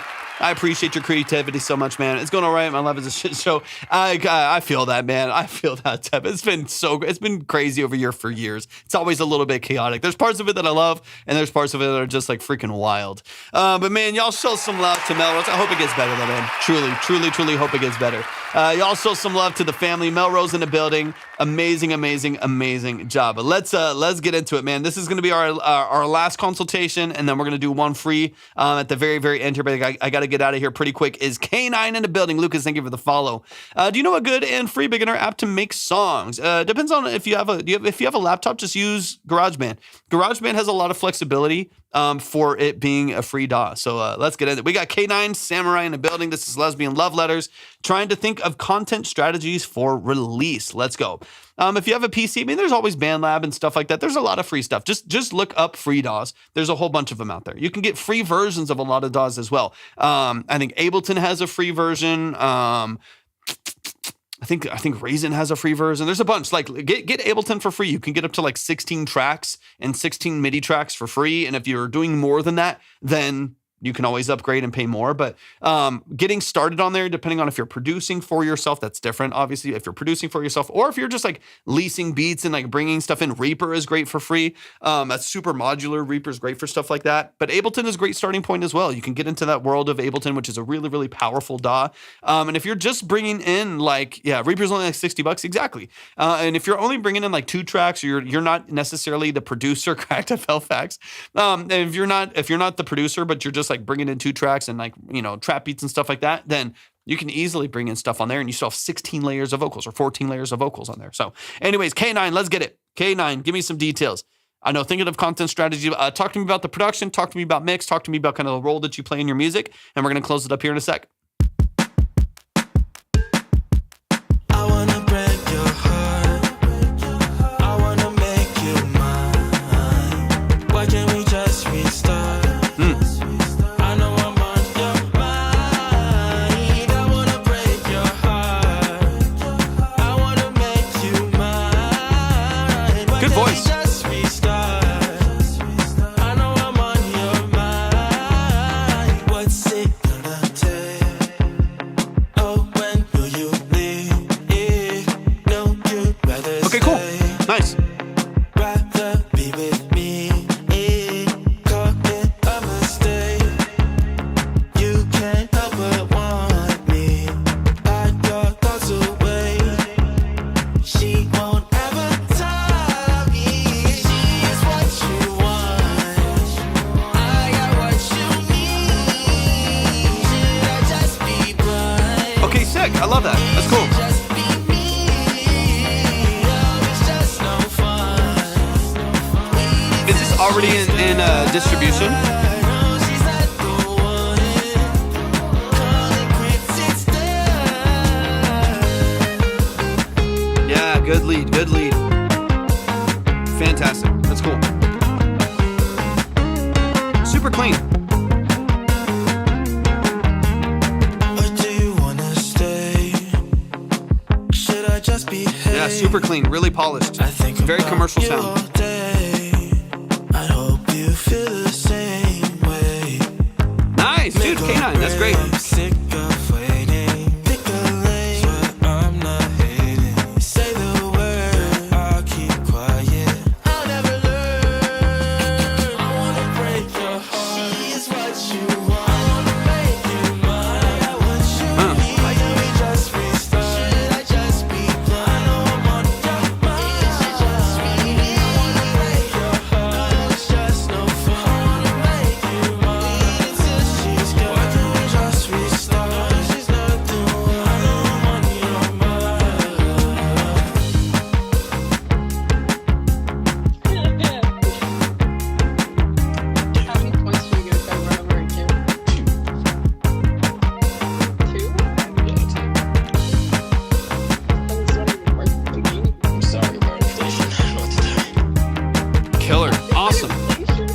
done, man. What the fuck? This is how these things end up. Let's go, man. Let's go. Y'all show some love. Show some love. K9 Samurai in the building. Really well recorded. Really, really well structured. It's catchy as hell. It's well mixed. It's well balanced. It's very, very sticky. That's the song. I mean, we're at the end of the live here. So, like, that's the song I'm going to be humming later on. Dun, dun, dun, dun, dun. So catchy. So repetitive in the best way. Like, this is a really, really, really well established, like, dream pop song. You know what I mean? Like, it's really, really well done. So, y'all show some love to K9. I know one of the questions that you had, as far as like, I love the mix, I love balance, I love, production, everything is worked out. It's a beautiful solo. It's tasteful. It's not overdoing it. You're not over flexing. It's like very, very tasteful. Yeah, you crushed it, man. Seriously, great song, great structure. Absolutely love everything about it. You should, if you haven't gotten this out already, get it out quick. Especially as like a summer song. I think this is fantastic. Let's go back through it. We'll listen for a couple other small things. And then you were talking about like release strategy. For one, let me know where you're at with the song. Like, is it in distribution already or is it about to be in distribution? Talk to me about that. But let's get into it. Let's get into it really quick. I wanna break your heart. I wanna make you mine. I also love starting with the hook in this format too. Layers are also fantastic.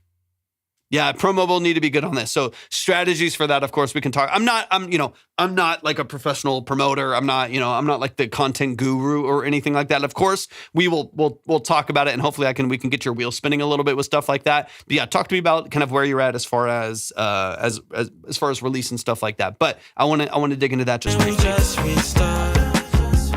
I know I'm on your mind. I wanna break your heart. I wanna make you mine. Why can't we just restart? I know I'm on your mind. What's it gonna take? I wish we all did, man. I wish we all did, Teb. That'd be nice. Just put some money behind it. But I want to get into, so what I'm going to look for here. Most of the mix of this and structure of this, I really like. I don't think there's too much, if anything, that I would change. If anything, it's like taste things, right? I do have a distro kit. I've released a few songs. Okay, beautiful, awesome. So you already have all that set up. It's a lot of the, I know, same. I'm like, it'd be nice. Just put 50 grand in promo behind it. It would be so good. There's a lot about this I really love. Everyone has a different taste when it comes to mixing. There's parts of it, personal preference. I don't think they're wrong. I think you should keep it. I don't think you should change it. There's parts of it that feel like a little bright to me. Like just a little, if I were to turn this up a little bit more, it might get a little bit harsh, like on the percussion side, maybe even some of the vocal layering. But it's like, to me, I can see 12-year-old girls listening to the song. I mean, hey, it's valid.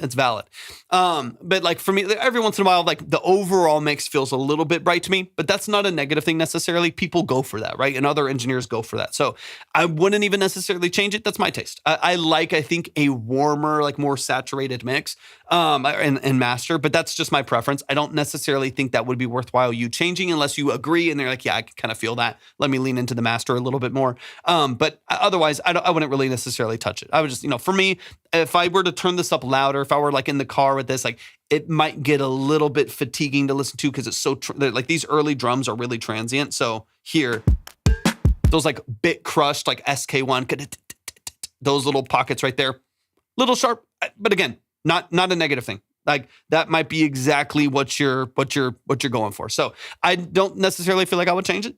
I like the way it sounds. I really like the mix on this. It's a good balance and it's good, vocal forward, clean mix. But that's my, my taste. I like a little like tape saturated, a little warmer, a little bit darker mix, but that's just preference. That's not right or wrong. I wanna break your head. Why can't we just restart? Great voice, man. Really good voice. I know I'm on your Layers are beautiful too, by the way. mind. What's it gonna take? Oh, when will you leave? It also could be, again, now that we're going back through it, I'm hearing more. That's usually how it works. But now that we're going back through it, I love your automated delay. So dun, dun, dun, dun, dun, dun, dun, dun. You know what I mean? Like there's some really, really good energy right there. Don't think it has a proper master. If you want, if you're doing all of this yourself or largely, I know you're working with a producer. I don't know if you're mixing this. You can let me know, of course. But if you're sending it to someone to mix, or if it doesn't have a master, it could be worthwhile. Just like here. Do I have it on here? Let me see. I have to get out of here. Oh, I'm going to download it. Okay, I'm going to download it. I'm going to drop it into Pro Tools. I'll show you kind of what I'm talking about. Let me get it downloaded and let's drop this here. Boom. You did send it off for mix. Okay, I'll tell you what I'm talking about. And again, you don't have to do this. This is not necessary. It's just kind of what I'm hearing. Tep's the man.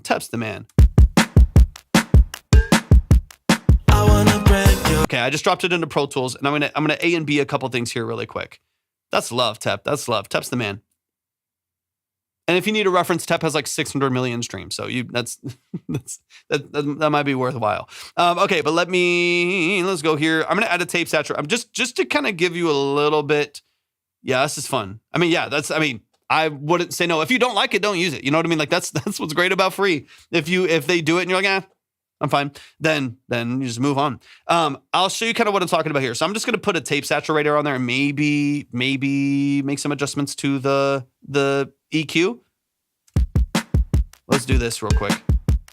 I wanna break your heart. I wanna make you mine. This is the extreme. That's super saturated, right? I'll back it off.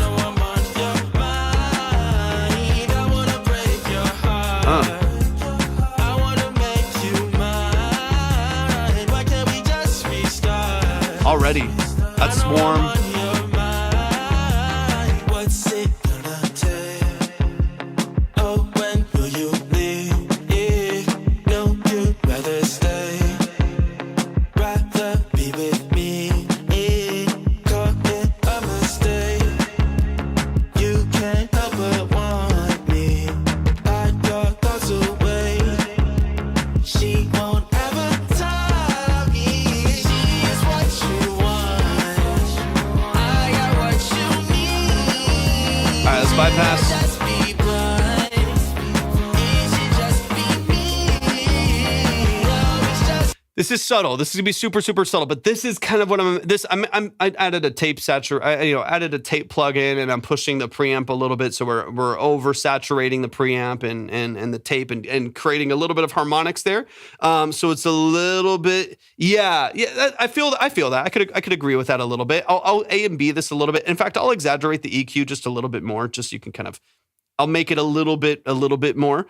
Let me push the tape a little bit harder too. Just for the sake of creating kind of an A and B of like what I imagine. So I'll do. I don't know if I'll do it for. I just wish I had the time. I wish I had the time to do a little bit. I mean, honestly, this is almost it right here. But so this is with a little bit of tape saturation. Hold on. Yeah, that's all you need. That's the 2-track. The 2-track is just the file that I have here. It's the stereo, the left and right track. Yeah, that's all you need. Okay, so like here, this is with everything on. Hold on. Already, I'm going to bypass it. So this is the original. It's a little bit more transient, a little bit sharper, a little brighter. Change. A little fuller. It's pretty much level matched, and it just feels kind of warmer. Like it's a little warmer, it's a little bit bigger, has a little bit more energy to it. And literally all I've done is I'm going to push it more. Let's go a little bit farther. Let's go crazy. I'm just pushing the saturation. So I'm pushing into the tape. It's darkening it a little bit. We're introducing a bunch of harmonics. We're filling out the middle of the mix quite a bit more. And then I have Fab Filter. I just tossed an EQ on there. And on the EQ, in tandem to controlling this a little bit more through saturation and introducing harmonics through the tape. So it's warmer. It's got more character and kind of texture to it. It's a little crunchier right there. And then on the EQ, I actually darkened it a little bit. So at like 7K at the top, and it's a little airy at the top. Let's do 8K. At 8K, I brought it down like a dB and a half, and then I boosted about 3 dB at like 250 to 300 hertz. Yeah, dude, easy. And then I pushed about 1100 hertz as well. So all I've done is tape saturation, get it nice and crunchy and warm it up through the tape emulation. And then I pushed your mids and softened the high a little bit. And here's the difference. So let me go into like the main part of the song.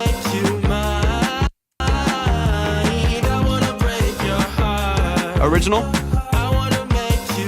Hear how it's thinner? Back. Original.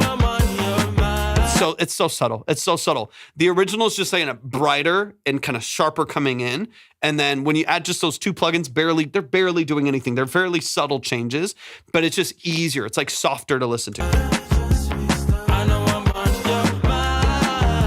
Vocal cuts through a little bit more.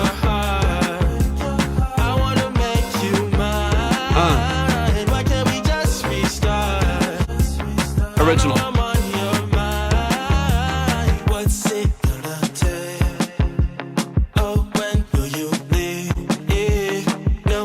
Guitar cuts through more. I'm going to go back to the hook over here.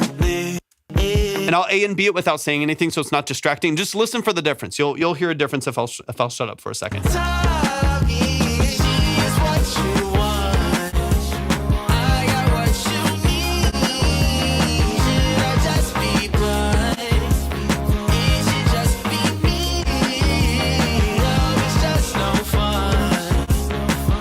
That's nice.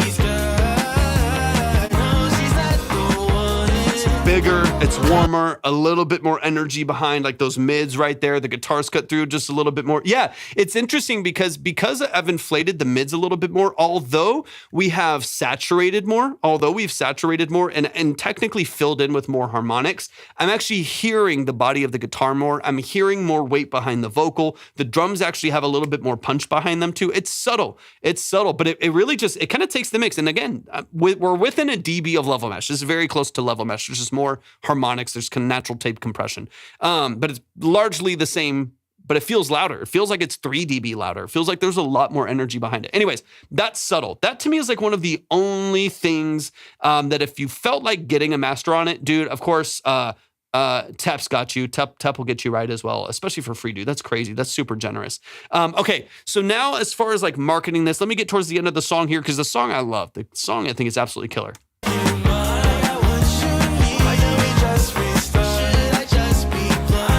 It's awesome. It's such a good song. It's such a good song.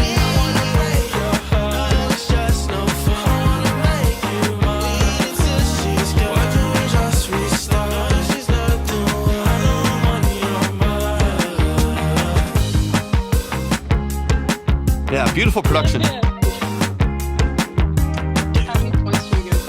Yeah, the whole structure of this is great. Y'all show some love, man. Show some love. Okay, so as far as like getting this out to there for me, I don't mind helping on it and see if I can go to the next. Yeah, dude, I mean, it's a really, really good song. I really hope that this does very well for me. You deserve for something like this to go very well. I mean, it's very well written and well structured. So y'all, please show some love. Make sure that y'all follow along for the journey as well. That's K9 Samurai right here in the chat. As far as getting this out here and like strategies for promoting, I don't know your page or have seen a lot of your stuff or anything like that yet. It's my first time, as far as I know, kind of encountering your work and your projects and stuff like that. Maybe I have seen some stuff before. I'm not positive.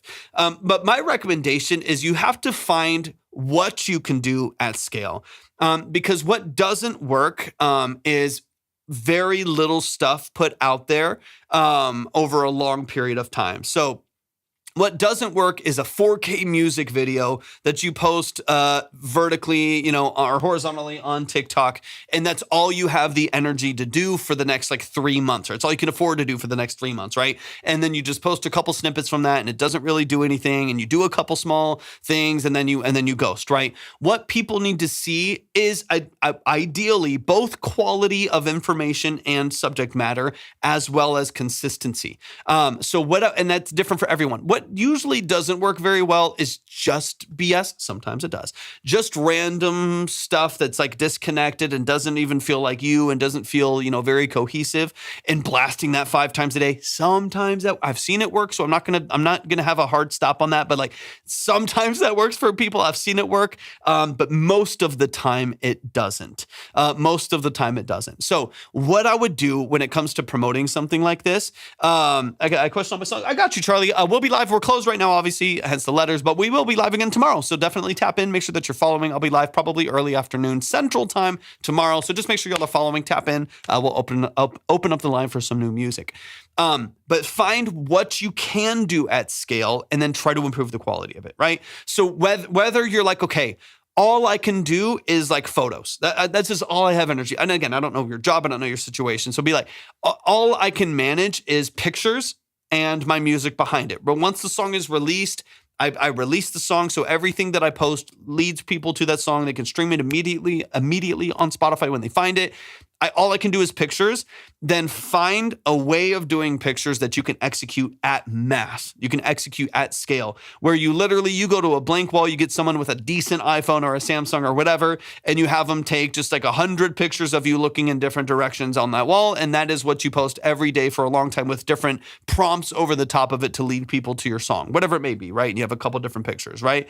Record some reels, mime the song and do some photos, 100%, right? So whatever you do what you can do at scale, because this is unless you are an anomaly and it just happens, it's most likely not going to happen on the first post or the 10th post or the 27th post. It's probably, if it happens and the song really takes off, it might be the 48th or it might be the 200th, right? Like you never know when it comes to social media, what people are going to relate to. You might try it for a month and just be like, this version of the post is not working. People are not connecting to it. And then we're going to move on, right? We got to move on to something else, but find what you do. The other thing that I would say, play to your strengths. Yes, Ghost. Play to your strengths.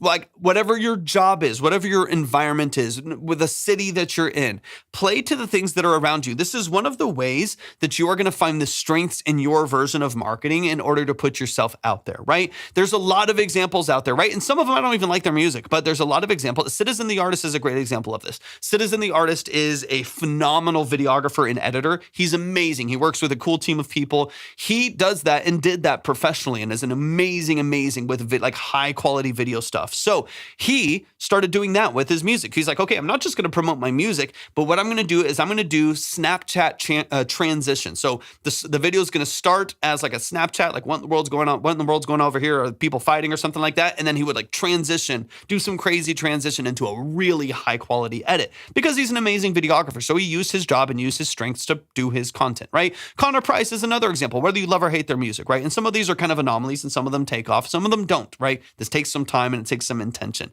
My monthly listeners are going, there you go, Teb, 100%.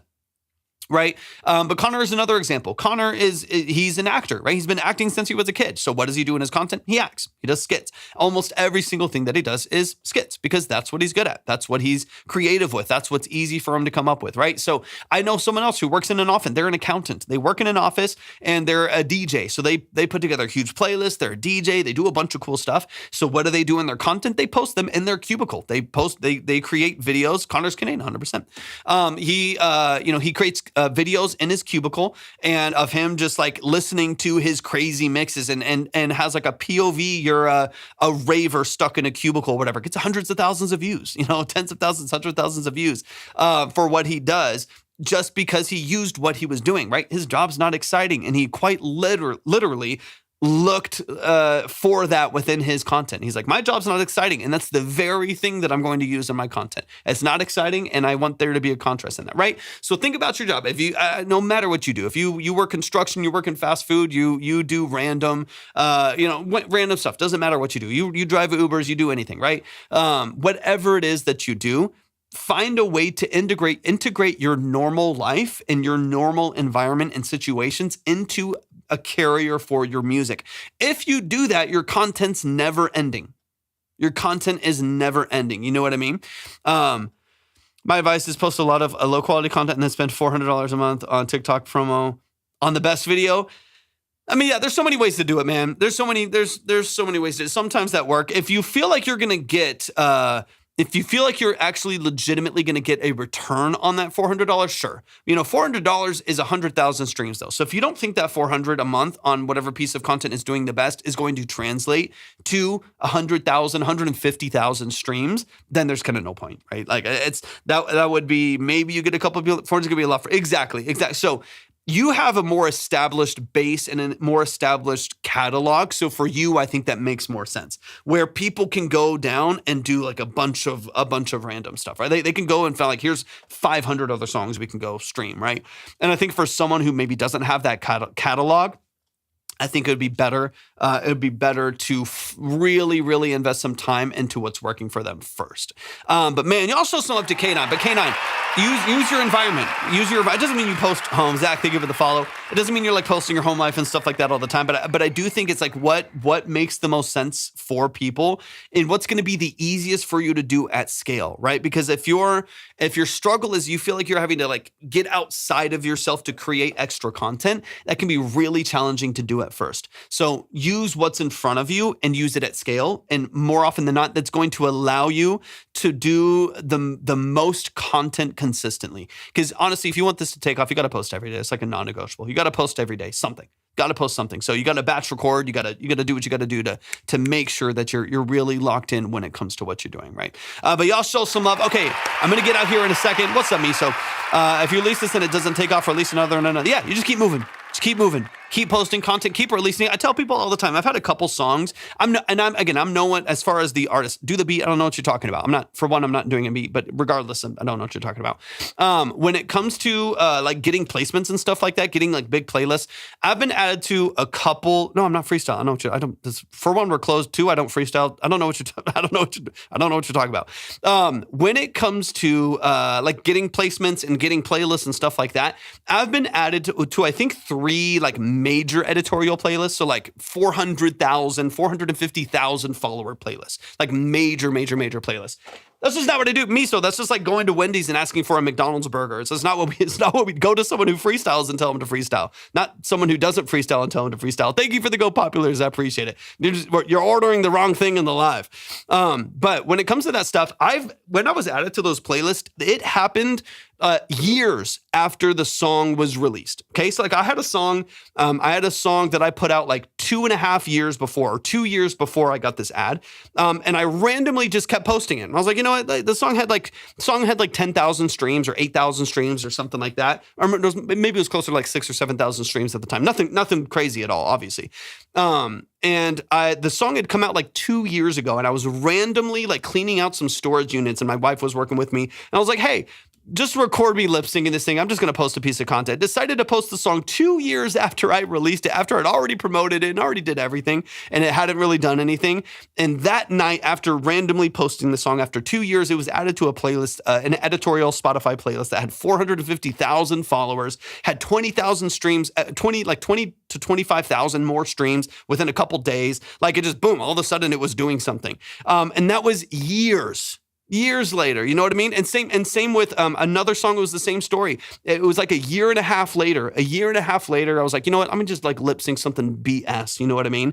Like randomly did it. A year and a half after I released the song, got added to a playlist. This one had like 300,000 followers on the playlist. Got another 20,000, same thing about a week later, had 20,000 more streams within a week off of a random post that had like 300 views. You know what I mean? Like 400 views. They were not big posts. The right person saw it because I would just consistently promote it. Every couple months, I was like, you know what? Let me just randomly post this old song again. And it happened to get an editorial playlist that long, right? So all of that 10-year overnight success, facts. Like my songs now get about 100,000 streams per song max in so I'm not racking streams on new songs. They tend to get 50. And that's why darts on the board is important, Tep. 100,000 streams on one song isn't life-changing, but 100,000 streams on 100 songs is more life-changing for people, right? So anyways, that's why it's like, yeah, just keep promoting it. If it doesn't work out, the song doesn't blow up the way you want it to, and you pushed it and it just isn't the content's not connecting, just move on to the next song, keep posting that song, keep posting it, and then a month later, go back and post the song again for a week, see if it picks up again, go back and post it again for a week, pick it up again, you know what I mean?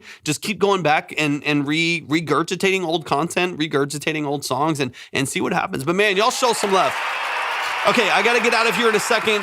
Let me just double check something real quick. I got to get out. I'm going to close with one quick song here just because they've been going crazy in the chat. So for my own sanity, let's see what's going on here.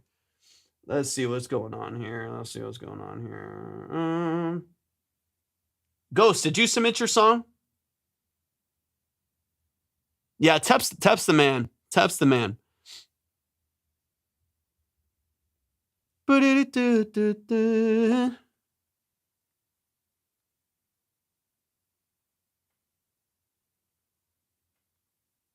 you for the follows, y'all. I appreciate it a lot. And y'all, we are closed.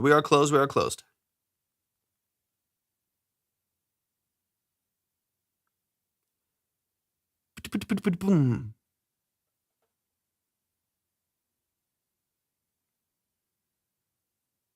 All right, we got to get out of here. All right, y'all. I love y'all. Appreciate y'all. We're going to be live again tomorrow. So if you want to submit your music, there's a lot of people that obviously are still asking. If you want to submit, we will be live again tomorrow afternoon. So make sure that you're following or subscribed where it makes sense on YouTube, Twitch, or TikTok. And hopefully we'll see y'all very, very, very soon. Love y'all. Appreciate y'all. Peace.